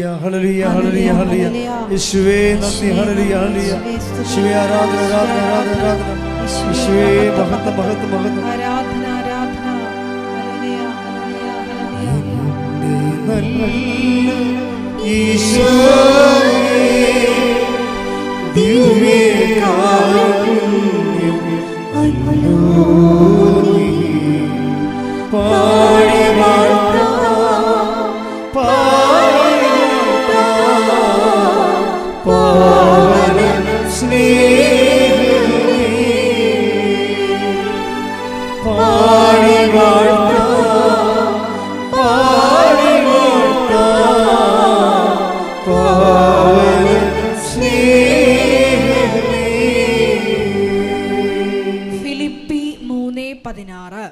23:16 എന്നാൽ നേടിയെടുത്തതിനെ മുറുകെ പിടിച്ചുകൊണ്ട് തന്നെ ആവണം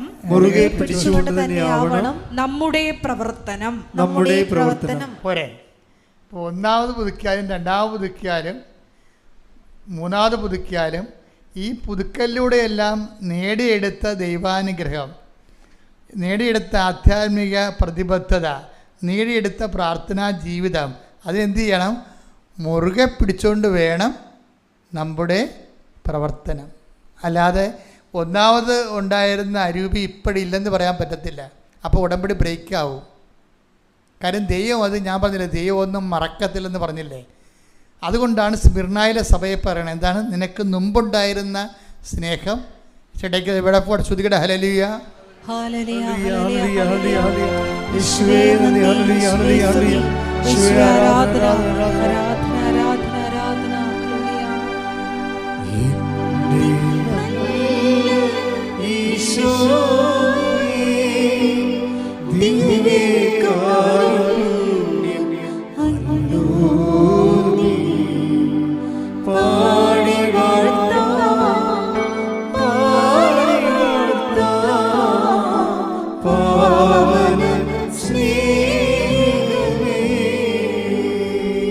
വെളിപാട് 2:4-5. വെളിപാട് 2:4. എങ്കിലും നിനക്കെതിരെ എനിക്കൊന്ന് പറയാനുണ്ട്. നിനക്ക് ആദ്യമുണ്ടായിരുന്ന സ്നേഹം നീ കൈവിടിഞ്ഞു. അതിനാൽ നീ ഏതവസ്ഥയിൽ നിന്നാണ് അധപ്പതിച്ചതെന്ന് ചിന്തിക്കുക. അനുദപിച്ച് ആദ്യത്തെ പ്രവൃത്തികൾ ചെയ്യുക.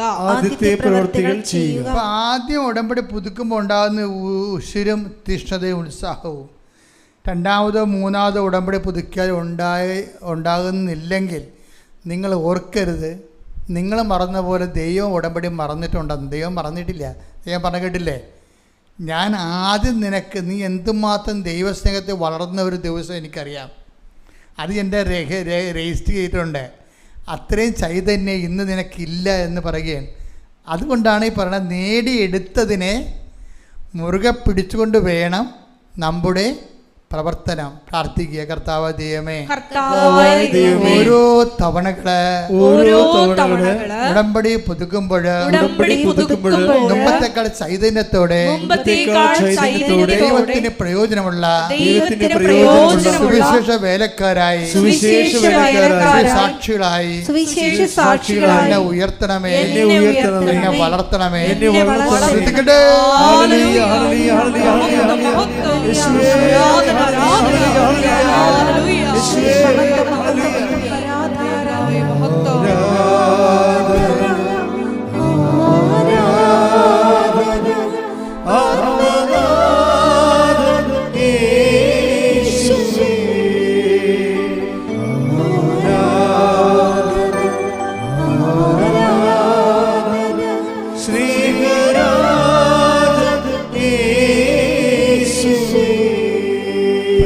പരമദിവ്യകാരുണ്യത്തിന് പരിശുദ്ധ പരമദിവ്യകാരുണ്യത്തിന്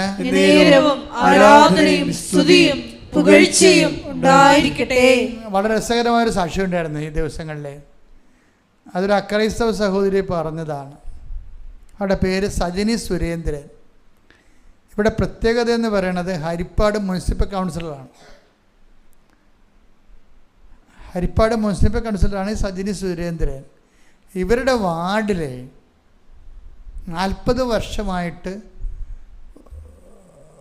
ഒരു നടവഴി, ജനങ്ങളെല്ലാം പകുതി മുക്കാലും അതിലാണ് പോകണമെങ്കിലും മഴക്കാലമാകുമ്പോൾ വെള്ളം പൊങ്ങിക്കഴിഞ്ഞാൽ റോഡ് മുങ്ങിപ്പോവും, ആ വഴി മുങ്ങിപ്പോവും, പിന്നെ നടക്കാൻ പറ്റത്തില്ല. അപ്പോൾ ജില്ലാ പഞ്ചായത്തിൽ പ്രോജക്റ്റ് അനുസരിച്ചുകൊണ്ട് ഇവർക്ക് റോഡ് അനുവദിച്ചിട്ടുണ്ട്.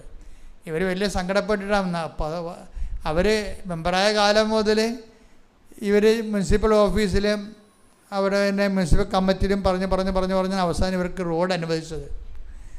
റോഡ് അനുവദിച്ചപ്പോൾ എന്താ, ജില്ലാ പഞ്ചായത്തിൻ്റെ പ്രോജക്റ്റാണത്. അപ്പം 3 മീറ്റർ റോഡിൻ്റെ അപ്പുറത്ത് ഇപ്പുറത്ത് വിടണം. സാധാരണ പഞ്ചായത്ത് റോഡിനേക്കാൾ വീതിയുണ്ട്. അതിനെല്ലാം ഒരു കൺസെൻറ്റ് വാങ്ങിക്കാൻ വേണ്ടി തന്നെ പുഞ്ചപ്പാടത്തെ കൺസെൻറ്റാണ്. 20 പേരുടെ ഇടയ്ക്ക് 20 പേരുടെ ആൾക്കാർക്ക് എന്ന് ഈ 1.5 കിലോമീറ്റർ താമസിക്കുന്ന 20 അണ്ടപ്പേരുണ്ട്. അതെല്ലാം തപ്പിയെടുത്ത് ഓരോരുത്തരൊക്കെ കൈമാറി പോയി അതൊക്കെ വാങ്ങിച്ചെടുത്ത് അവസാനം കൺസെൻറ്റെല്ലാം ഒപ്പിച്ച് കൊണ്ട് മുനിസിപ്പൽ ഓഫീസിൽ കൊടുത്ത് ഇവർക്ക് റോഡ് സാങ്ഷനായി. പിന്നെ എന്താ ചെയ്യേണ്ടത്, പ്രോജക്റ്റ് എഴുതി പോകണം. അതിന് AE ആണ്, അസിസ്റ്റൻ്റ് എഞ്ചിനീയറാണ് അതിൻ്റെ ആൾ. അസിസ്റ്റൻ്റ് എഞ്ചിനീയർക്ക് പ്രോജക്റ്റ് എഴുതി അതിന് ടൈം ബൗണ്ടായിട്ടല്ലാണ്. ആ ടൈം കഴിഞ്ഞാൽ പിന്നെ നമുക്ക് സബ്മിറ്റ് ചെയ്യാൻ പറ്റത്തില്ല. അസിസ്റ്റൻ്റ് എഞ്ചിനീയർ എല്ലാ കൺസെൻറ്റും അതിൻ്റെ എല്ലാ കാര്യങ്ങളെടുത്തിട്ട് എസ്റ്റിമേറ്റ് എടുക്കാൻ വേണ്ടി അസിസ്റ്റൻ്റ് എഞ്ചിനീയറെ കൊടുത്തിട്ട് പോയി. അപ്പോൾ സംഭവം കിട്ടി. കാര്യം മുനിസിപ്പൽ കമ്മിറ്റി തന്നെ ഇടിപിടിച്ച് മേടിച്ച റോഡാണത്. പക്ഷേ അത് എല്ലാം സെറ്റായിട്ട് ഇവർക്ക് കൊടുത്തിട്ട് ഇവർക്ക് ആശ്വാസമായി. അപ്പോൾ 3 ദിവസം കഴിഞ്ഞപ്പോൾ ഇവർ ചെന്ന് സെക്രട്ടറി കണ്ടപ്പോൾ സെക്രട്ടറി ഓക്കെ അല്ലേ, ഇനി നമുക്ക് മുന്നോട്ട് പോകാമല്ല. അപ്പോൾ മാഡം ഓക്കെ അല്ല, അസിസ്റ്റൻ്റ് എഞ്ചിനീയർ ഇത് പ്രോജക്റ്റ് വിട്ടിട്ടില്ലെന്ന് പറഞ്ഞു. പ്രോജക്റ്റ് വിട്ടിട്ടില്ല. അപ്പോൾ ഇവിടെ ചങ്കിൽ ഇടുത്തി പോലെ. നിങ്ങൾക്കത് മനസ്സിലാവുന്നില്ല, എനിക്കത് മനസ്സിലാവും. ഞാൻ ഈ റോഡ് ഉണ്ടാക്കാനൊക്കെ കുറേ നടന്നിട്ടുള്ള കാരണം എനിക്ക് പെട്ടെന്ന് അവർ പറഞ്ഞൊക്കെ മനസ്സിലായി. പ്രോജക്റ്റ് വിട്ടിട്ടില്ല. അപ്പോൾ ഇവർക്ക് ക്ഷോഭിക്കണോ, അവർ വന്നിട്ട് ഇവരോട് പറഞ്ഞ് ഇത് ഞാൻ മെമ്പറായിട്ടിരിക്കണില്ല, ഞാൻ രാജിവെക്കുകയാണ്, ഞാൻ ഇനി വരത്തില്ല ഇങ്ങോട്ട്, വന്നിട്ട് കാര്യമില്ല. ജനങ്ങളോട് നീതി പുലർത്താൻ വേണ്ടിയാണ് അവരെന്നെ ജയിപ്പിച്ച് വിട്ടത്. ജനങ്ങൾക്ക് വേണ്ടി ഒന്നും ചെയ്യാൻ പറ്റുന്നില്ല, പിന്നെ ഞാൻ എന്തിനാണ് മെമ്പറിൻ്റെ സ്ഥാനം പിടിച്ചിരിക്കുന്നത്. അവർ സെക്രട്ടറിയോടും മറ്റെല്ലാവരും പറഞ്ഞ്. പക്ഷേ എന്താ അപ്പോൾ സെക്രട്ടറി പറഞ്ഞ് AEയോട് പോയി ചോദിക്കാൻ പറഞ്ഞ്. അസിസ്റ്റൻ്റ് എഞ്ചിനീയറോട്. അസിസ്റ്റൻ്റ് എഞ്ചിനീയർ പറഞ്ഞു, മാഡം ഇനി 3 മാസമേ ഉള്ളൂ ഈ പ്രോജക്റ്റ് ലാപ്സാകാൻ. അതിനുള്ള 1.5 മാസം വേണം എസ്റ്റിമേറ്റ് എടുക്കാൻ. 1.5 മാസം കൊണ്ട് എസ്റ്റിമേറ്റ് എടുത്ത് സാങ്ഷനായി വന്നാൽ 1.5 മാസം കൊണ്ട് പണി തീരത്തില്ല. പിന്നെ നമ്മൾ കൊടുത്ത് അവസാനം കിട്ടാതെ പോകുന്നത്. അതുകൊണ്ട് ഞാൻ പ്രോജക്റ്റ് വിട്ടില്ലെന്ന് പറഞ്ഞു. അതോടുകൂടി ഇവർ സങ്കടപ്പെട്ട് പോകുന്നപ്പോൾ ഇവരുടെ ഇരിപ്പും നടപ്പും വീട്ടിൽ വരുന്നുള്ള ചേട്ടയെ കണ്ടപ്പോൾ ഇവരെ ഭർത്താവ് വിചാരിച്ച് ഇവർ ഇതായി പോകുമെന്ന് പറഞ്ഞ്, അതായത് ഇവർക്ക് വട്ടായി പോകും. അപ്പോൾ പറഞ്ഞ്, എടിയാ റോഡ് നാട്ടുകാരാണ്, അത് വേണമെങ്കിൽ റോഡ് ഉണ്ടാകുമ്പോൾ ഉണ്ടാകും, നീ എന്തിനായിട്ട് ടെൻഷൻ അടിക്കണത്, നീ എന്തിനാണ് ഇത്രയും ടെൻഷൻ അടിക്കേണ്ടത്, നിന്നെ ടെൻഷൻ അടിക്കേണ്ട ഒരു കാര്യമില്ല, അതൊക്കെ ഞങ്ങൾക്ക് വീട്ടുകാർക്ക് ആളെ നഷ്ടപ്പെടരുത് കേട്ടോ എന്ന് പറഞ്ഞിട്ട് ഭർത്താവ് ഇവരോട് ചൂടാവും. അപ്പോൾ ഇവരെന്ത് ചെയ്യുമെന്ന് പറയും, ഇവർ ഉടമ്പടി എടുത്ത് വെച്ചും ഇവർ നേരെ ഉടമ്പടി ഉപ്പ് കൊണ്ടുപോയി ഇവിടെ ഈ റോഡിടാനുള്ള സ്ഥലത്ത് കൊണ്ടുപോയി വിശ്വാസ പ്രമാണം ചൊല്ലി ഉടമ്പടി ഉപ്പിട്ട് കഴിയുമ്പോൾ, മാതാവേ നിൻ്റെ റോഡാണ്, നിനക്ക് വേണമെങ്കിൽ ഈ റോഡ് വേണം. ഇപ്പം കാര്യം എനിക്കിനി ഇവിടെ ഒന്നും ചെയ്യാനില്ല, ഞാൻ ചെയ്യാവുള്ളെല്ലാം ചെയ്ത് പരാജയപ്പെട്ടിരിക്കുകയാണ്. ഇനി എന്തെങ്കിലും ഇവിടെ പൊങ്ങി വരണമെന്നുണ്ടെങ്കിൽ, ഫയൽ പൊങ്ങണമെങ്കിൽ അമ്മ വിചാരിക്കുക. അതുകൊണ്ട് ഞാൻ റോഡ് അമ്മയെ ഏൽപ്പിക്കണമെന്ന് പറഞ്ഞു. അമ്മയെ ഏൽപ്പിക്കണമെന്ന് പറഞ്ഞ് 3 ദിവസം കഴിഞ്ഞപ്പോൾ ഇവരെ ജില്ലാ കമ്മിറ്റിയിൽ നിന്ന് വിളിച്ച്, മാഡം റോഡ് പാസ്സായിട്ടുണ്ട് കേട്ടോ. അപ്പം ഇവരെന്താ ചെയ്തതെന്ന് വെച്ച് കഴിഞ്ഞാൽ അത് ശ്രദ്ധിക്കണം. അവിടെ വിശ്വാസത്തെ ഇപ്പം അവരൊരു ധ്യാനം കേട്ടപ്പോൾ അവർ പറഞ്ഞു, ഈ തലക്കനമുള്ള ആൾക്കാർക്ക് ഉടമ്പടി വർക്കൗട്ട് ചെയ്യത്തില്ലെന്ന് ഞാൻ പറയുന്നുണ്ട് ഒരു ധ്യാനത്തിൽ. ഇപ്പം ധ്യാനം എപ്പോഴും ശ്രദ്ധിക്കണം കേട്ടോ. എല്ലാവരും ഇപ്പോൾ ഈ ധ്യാനപ്രസംഗം കേട്ടാൽ രക്ഷപ്പെടണത്. അവരുടെ തലക്കനമുള്ള ആൾക്കാർക്ക് ഉടമ്പടി വർക്കൗട്ട് ചെയ്യത്തില്ലെന്ന് ഞാൻ ഏതോ ഒരു ധ്യാനത്തിൽ പറഞ്ഞിട്ടുണ്ട്. കാര്യം നിങ്ങൾ ഹെഡ് മാസ്റ്ററാണ്, നിങ്ങൾ പഞ്ചായത്ത് മെമ്പറാണ്, അല്ലെങ്കിൽ പ്രിൻസിപ്പൽ സെക്രട്ടറിയാണ്, തഹസിൽദാറാണെന്നൊക്കെ പറഞ്ഞാൽ നിങ്ങൾ ഇതിൻ്റെ ഏറ്റവും കൂടുതൽ മാർക്കുള്ളത് പത്രവിതരണത്തിനാണ്. കാര്യം അത് ദൈവത്തിന് പ്രയോജനമുള്ള കാര്യം. 2 കാര്യത്തിനാണ് ഉടമ്പടി കൂടുതൽ മാർക്ക് കിട്ടുന്നത്. എന്താണ്? സാക്ഷ്യം പറയണതിനും പത്രം കൈമാറുന്നതിനും. ഇത് രണ്ടും ചമ്മലുള്ള പരിപാടിയാണ്. നമ്മുടെ തലക്കനുള്ള ആൾക്കാർ ഈ സംഭവം ചെയ്യത്തില്ല. അല്ലെങ്കിൽ കുരങ്ങനെ കൊണ്ട് ചുടുപായസം കുരക്കണ പോലെ ഭാര്യനെ കൊണ്ട് മക്കളെ കൊണ്ട് ജയിക്കും. അല്ലെങ്കിൽ ചില എടുപ്പി പെമ്പിടരാണെങ്കിൽ പപ്പാനെ കൊണ്ട് ജയിക്കും. ഇത് വർക്കൗട്ട് ചെയ്യത്തില്ല. അത് ഞാൻ നേരത്തെ പറഞ്ഞിട്ടുള്ളതാണ്. തലക്കന ഉള്ളവർക്ക് ഉടമ്പടി പറഞ്ഞിട്ടില്ലെന്ന്. എന്നുവെച്ചാൽ അവർ എളിമപ്പെടണം. ശക്തനായവൻ എനിക്ക് വലിയ കാര്യങ്ങൾ ചെയ്തിരിക്കുന്നു. എങ്ങനെ ചെയ്തതാണ്? അവിടുത്തെ ദാസിയുടെ വിനീതാവസ്ഥ. അതാണ് മാതാവിൻ്റെ ഒരു സാമ്പത്തിക ശാസ്ത്രം എന്ന് പറയുന്നത്. ശ്രദ്ധിക്കട്ടെ. ഹല്ലേലൂയ. ലൂക്കാന്റെ സുവിശേഷം. ശ്രുതികട ഹല്ലേലൂയ. ലൂക്ക 1:48-49. ലൂക്ക 1:48-49. അവിടുന്ന് തന്റെ ദാസിയുടെ താഴ്മയെ കടാക്ഷിച്ചു. ഇപ്പോൾ മുതൽ സകല തലമുറകളും എന്നെ ഭാഗ്യവതി എന്ന് പ്രകീർത്തിക്കും. ശക്തനായവൻ എനിക്ക് വലിയ കാര്യങ്ങൾ ചെയ്തിരിക്കുന്നു. ഉടമ്പടി എന്ന് പറയുന്നത് ചെറിയ കാര്യങ്ങൾ ചെയ്യാൻ പ്രാർത്ഥിച്ചാൽ പോരെ. വലിയ കാര്യങ്ങൾ ചെയ്യണമെന്നാണ് ഉടമ്പടി. പക്ഷെ വലിയ കാര്യങ്ങൾ ചെയ്യണമെങ്കിൽ എന്ത് ചെയ്യണം? ഈ ലൂക്ക 1:48-49 വർക്കൗട്ട് ചെയ്യണം. എന്താണ്? ശക്തനായവൻ എനിക്ക് വലിയ കാര്യങ്ങൾ ചെയ്തിരിക്കുന്നു. കാരണം എന്താണ്? അവിടുന്ന് തൻ്റെ ദാസിയുടെ വിനീത അവസ്ഥ, താഴ്മ തെക്കൻ പാർത്തു. അപ്പോൾ ഏത് കളക്ടറാണെന്ന് പറഞ്ഞാലും പത്രം കൊടുക്കേണ്ടി വരും. അതാണ് വിഷയം. അതേ വിഷയം. അപ്പം താഴ്ന്ന ആളല്ലെങ്കിൽ, നമ്മൾ എളിമപ്പെട്ടില്ലെങ്കിൽ ദൈവത്തിന് പ്രവർത്തിക്കാൻ പറ്റത്തില്ല. വലിയ കാര്യങ്ങൾ നടക്കത്തില്ല, വലിയൊക്കെ ചെറിയ കാര്യം നടക്കും. അപ്പം അത് എപ്പോഴും അത് ഞാൻ പറഞ്ഞ കാരണം ഈ മെമ്പർ എന്ത് ചെയ്യുന്നറിയോ? മെമ്പർ പത്രം എടുത്ത് വെച്ച് അവർ വർക്ക് ചെയ്യണത്, അവർ മെമ്പറാണ്, പിന്നെ അവർ വർക്ക് ചെയ്യണത് നോൺ ക്രിസ്ത്യൻ ഏരിയയിലാണ്. മെമ്പറിനൊക്കെ ഭയങ്കര പ്രയാസമാണ്. മാതാവേ വലിയൊരു വല്ലതും പറയാമോ, ഞാൻ നിങ്ങൾ രാഷ്ട്രീയക്കാരത്തിയായിട്ട് പിന്നെ ഇതും കൊണ്ട് നടക്കണമെന്ന് ചോദിക്കും ആൾക്കാർ. അങ്ങനെ ചോദിക്കുക എന്ന് പറഞ്ഞാൽ എങ്കിലും അതിനെല്ലാം മറികടന്ന് ചോദിക്കട്ടെ, ഞാൻ എൻ്റെ കർത്താവിൻ്റെ ജോലിയല്ലേ ചെയ്യണമെന്ന് പറഞ്ഞുകൊണ്ട് ഇവർ പത്രം എടുത്ത് അകത്ത് വെച്ചിട്ട് പ്രാർത്ഥിച്ചുകൊണ്ട് എല്ലായിടത്തും പോകും. എന്നിട്ട് മാതാവിനോട് ഒരു കാര്യം പറയും, ഞാൻ തിരിച്ച് വീട്ടിൽ വരുമ്പോൾ ഇതിൻ്റെ ഒറ്റപ്പത്രം പോലും ബാക്കി ഉണ്ടാകരുതെന്ന് പറയും. എന്നിട്ട് പോയിട്ട് ഒരു പ്രശ്നവുമില്ലാതെ അവരെല്ലാം പ്രാർത്ഥിച്ചു കൊടുക്കും. അപ്പോൾ ദൈവതിരുസന്നിധി പ്രയോജനമുള്ള വ്യക്തികളായി മാറുമ്പോൾ അവർ ഉപ്പിട്ടാൽ മതി. എന്താ കാര്യം? പയല് താനേ പൊങ്ങും. എന്താ കാര്യം? ദൈവം അത് ഏറ്റെടുക്കണതാണ്. എൻ്റെ മക്കളെ, ഈ ഉടമ്പടി ഏറ്റവും വലിയ ചാലഞ്ച് എന്ന് പറയണത്, നിങ്ങൾ സത്യസന്ധരാണെന്നും ദൈവത്തോട് വിശ്വസ്തമുള്ളവരാണെന്നും ദൈവത്തിന് വേണ്ടി ജീവിക്കുന്നവരാണ്, സർവോപരി പ്രയോജനമുള്ള വ്യക്തികളാണെന്ന് ദൈവത്തിന് തോന്നിയാൽ പിന്നെ നമുക്ക് തിരിഞ്ഞു നോക്കേണ്ടി വരത്തില്ല. പ്രാർത്ഥിക്കുക, കർത്താവ് ദൈവമേ, എന്റെ പൊസിഷൻ എന്തായാലും ഇടം വലം നോക്കാതെ കർത്താവിന്റെ ജോലി ചെയ്യാൻ, സുവിശേഷ വേല ചെയ്യാൻ, വിശ്വാസ കൈമാറ്റത്തിനായി, സ്വർഗത്തിന്റെ ഉപകരണമായി എന്നെ അഭിഷേകം ചെയ്യണം.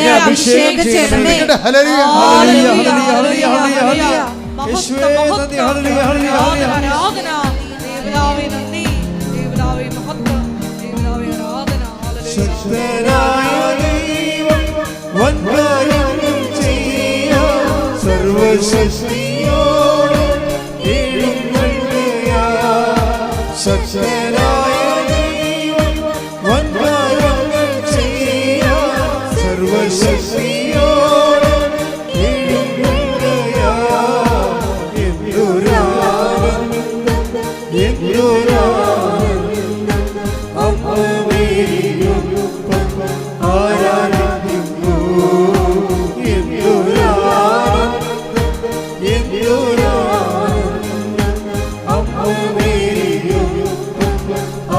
ആരാധിക്കുന്നു എല്ലാവരും എഴുന്നേൽക്കുക. രോഗസൗഖ്യ പ്രാർത്ഥന. ജോലി, വീട്, വിവാഹം, ജീവിത ദുരിതങ്ങൾ, ജീവിത തടസ്സങ്ങൾ, അങ്ങനെ തടസ്സങ്ങളെ ബന്ധിക്കുന്ന പ്രാർത്ഥനയെ കുറിച്ച് ശ്രുതികടെ ഹല്ലേലൂയ.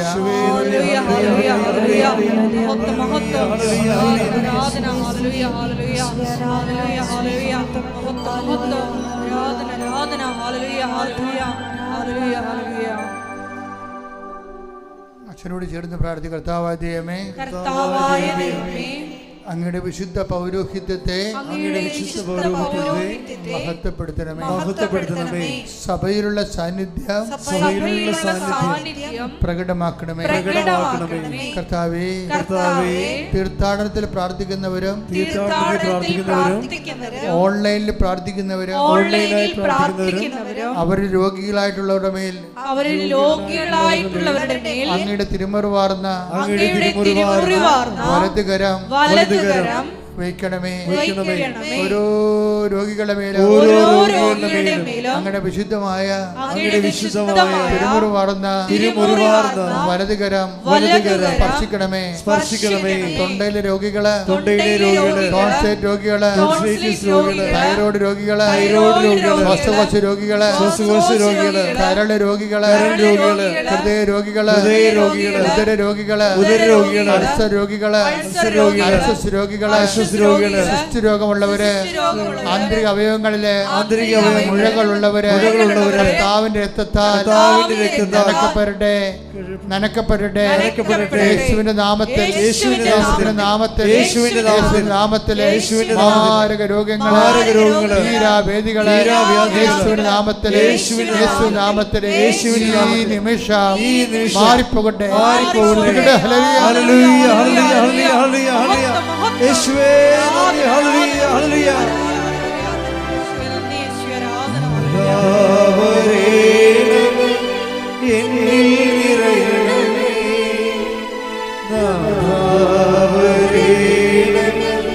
സൗഖ്യം നൽകണമേ,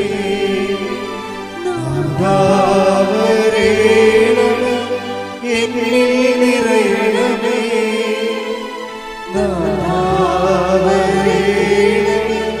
സൗഖ്യം നൽകണമേ. പരിശുദ്ധ പരമദിവ്യകാരണത്തിന് എന്നേരവും ആരാധനയും സ്തുതിയും പുകഴ്ചയും ഉണ്ടായിരിക്കട്ടെ. എൻ്റെ മക്കളുടെ ജോലിയില്ലാത്തവര്, വീടില്ലാത്തവര്, പല പ്രാവശ്യം ഉടമ്പടി പുതുക്കിയെങ്കിലും ആ അവർ വിചാരിക്കുന്ന വിഷയത്തിൻ്റെ മേലെ ദൈവിക തീരുമാനം എത്തിപ്പെടാത്തവർ ഒക്കെ അവർക്കെല്ലാം വേണ്ടി പ്രാർത്ഥിക്കേണ്ട ഒരു സമയമാണ്. എൻ്റെ മക്കളെ അച്ഛൻ പ്രാർത്ഥിക്കുമ്പോൾ ശ്രദ്ധിച്ചുകൊണ്ടിരിക്കട്ടെ. ശ്രദ്ധിക്കട്ടെ. ഹല്ലേലൂയ ഹല്ലേലൂയ ഹല്ലേലൂയ ഹല്ലേലൂയ ഹല്ലേലൂയ. ആരാധന മഹത്വം. കർത്താവേ, നിന്റെ ഉന്നതമായ നാമത്തിന് സ്തോത്രം ചെയ്യുന്നു.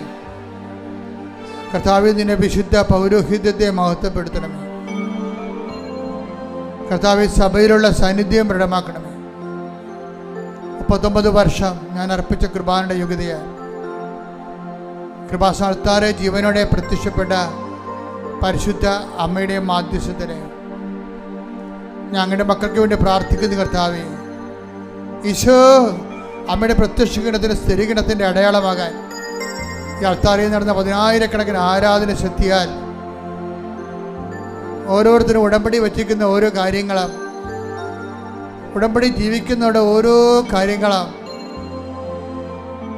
ഉടമ്പടി പുതുക്കിയിട്ടില്ലെങ്കിലും ഉടമ്പടി തന്നെയാണ് അവർ ജീവിക്കുന്നതെന്ന് ഉറപ്പുള്ളവരുടെ കാര്യങ്ങൾ കർത്താവ് ഞങ്ങളുടെ തിരുസന്നിധിയിൽ സമർപ്പിച്ചുകൊണ്ട് പ്രാർത്ഥിക്കുന്നു. കർത്താവേ, ഈശോ സ്പർശിക്കുന്ന കർത്താവേ, മക്കളില്ലാത്തവര്, വിവാഹം ഒത്തുവരാത്തവര്, കടകമ്പോൾ നടത്തി പരാജയപ്പെട്ടവർ, ജീവിക്കാൻ മാർഗമില്ലാത്തവർ, ഒരു തൊഴിലിന് വേണ്ടി പരിശ്രമിക്കുന്നവർ, വിസ പുതുക്കാൻ വേണ്ടി വേദനിക്കുന്നവർ, ജോലിക്ക് വേണ്ടിയും വിദ്യാഭ്യാസത്തിന് വേണ്ടിയും കിണഞ്ഞ് പരിശ്രമിക്കുന്നവർ, വസ്തു വിൽക്കാനോ വാങ്ങിക്കാനോ വീട് വാങ്ങി വയ്ക്കാനോ വീട് ലഭിക്കാനോ വേണ്ടി പരിശ്രമിച്ച് പ്രാർത്ഥിക്കുന്നവർ, ദൈവത്തിൻ്റെ കരുണ കർത്താവേ, അങ്ങയുടെ കൃപ, അങ്ങയുടെ കരുണ കൊണ്ട് കർത്താവ്, ഞങ്ങളുടെ കഴിവ് കൊണ്ടല്ല, അങ്ങയുടെ കൃപ കൊണ്ട് കർത്താവ്, അങ്ങയുടെ മക്കളുടെ മേൽ കർത്താവ് ഈ കൃപാസനം നടന്നിട്ടുള്ള മുഴുവൻ ആരാധനയുടെ ശക്തിയാൽ ദൈവത്തിൻ്റെ കൃപ നിങ്ങളെയൊക്കെ ആവശ്യിക്കട്ടെ. യേശുവിൻ്റെ ഉന്നതമായ നാമത്തിൽ മാർഗ തടസ്സങ്ങൾ, ജീവിത ദുരിതങ്ങൾ യേശുവിൻ്റെ നാമത്തിൽ മാറിപ്പോകട്ടെ. ശ്രുതിക്കട്ടെ. ഹല്ലേലൂയ ഹല്ലേലൂയ ഹല്ലേലൂയ ഹല്ലേലൂയ. എല്ലാ തടസ്സങ്ങളും നീങ്ങിപ്പോയിക്കൊണ്ട് ആരാധനയിലൂടെ അങ്ങയുടെ നാമത്തെ മഹത്വപ്പെടുത്തണമേ. ഹല്ലേലൂയ മഹത്വപ്പെടുത്തണമേ.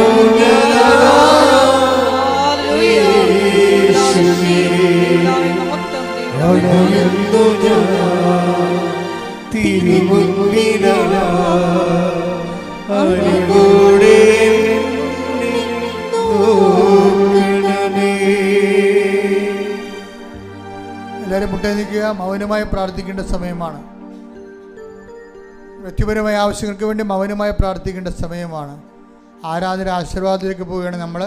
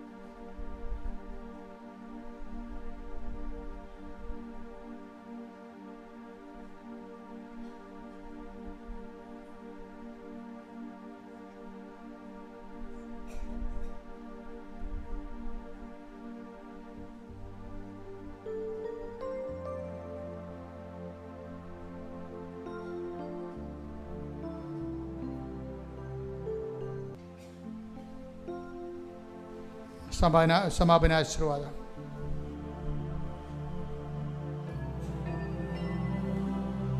പ്രത്യക്ഷീകരണത്തിൻ്റെ സാക്ഷികളാക്കി ഞങ്ങളെ ഓരോരുത്തരെയും ഈ അൾത്താറിൽ ഉയർത്തണമേ എന്ന് പ്രാർത്ഥിച്ചുകൊണ്ട് ശിരസ് നമിച്ച് നമുക്ക് ദിവികാരുണ്യനാഥൻ്റെ ആശീർവാദം സ്വീകരിക്കാം.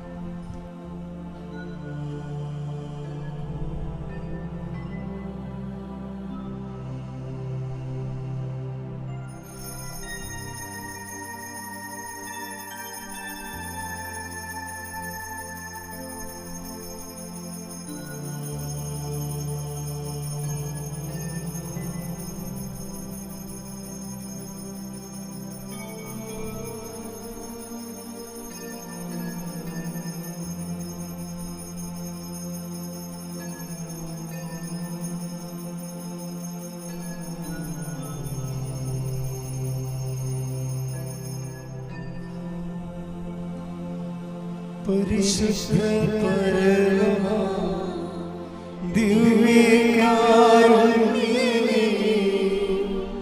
ഇന്നും എന്നും അങ്ങേക്കാരാധന. പരിശുദ്ധ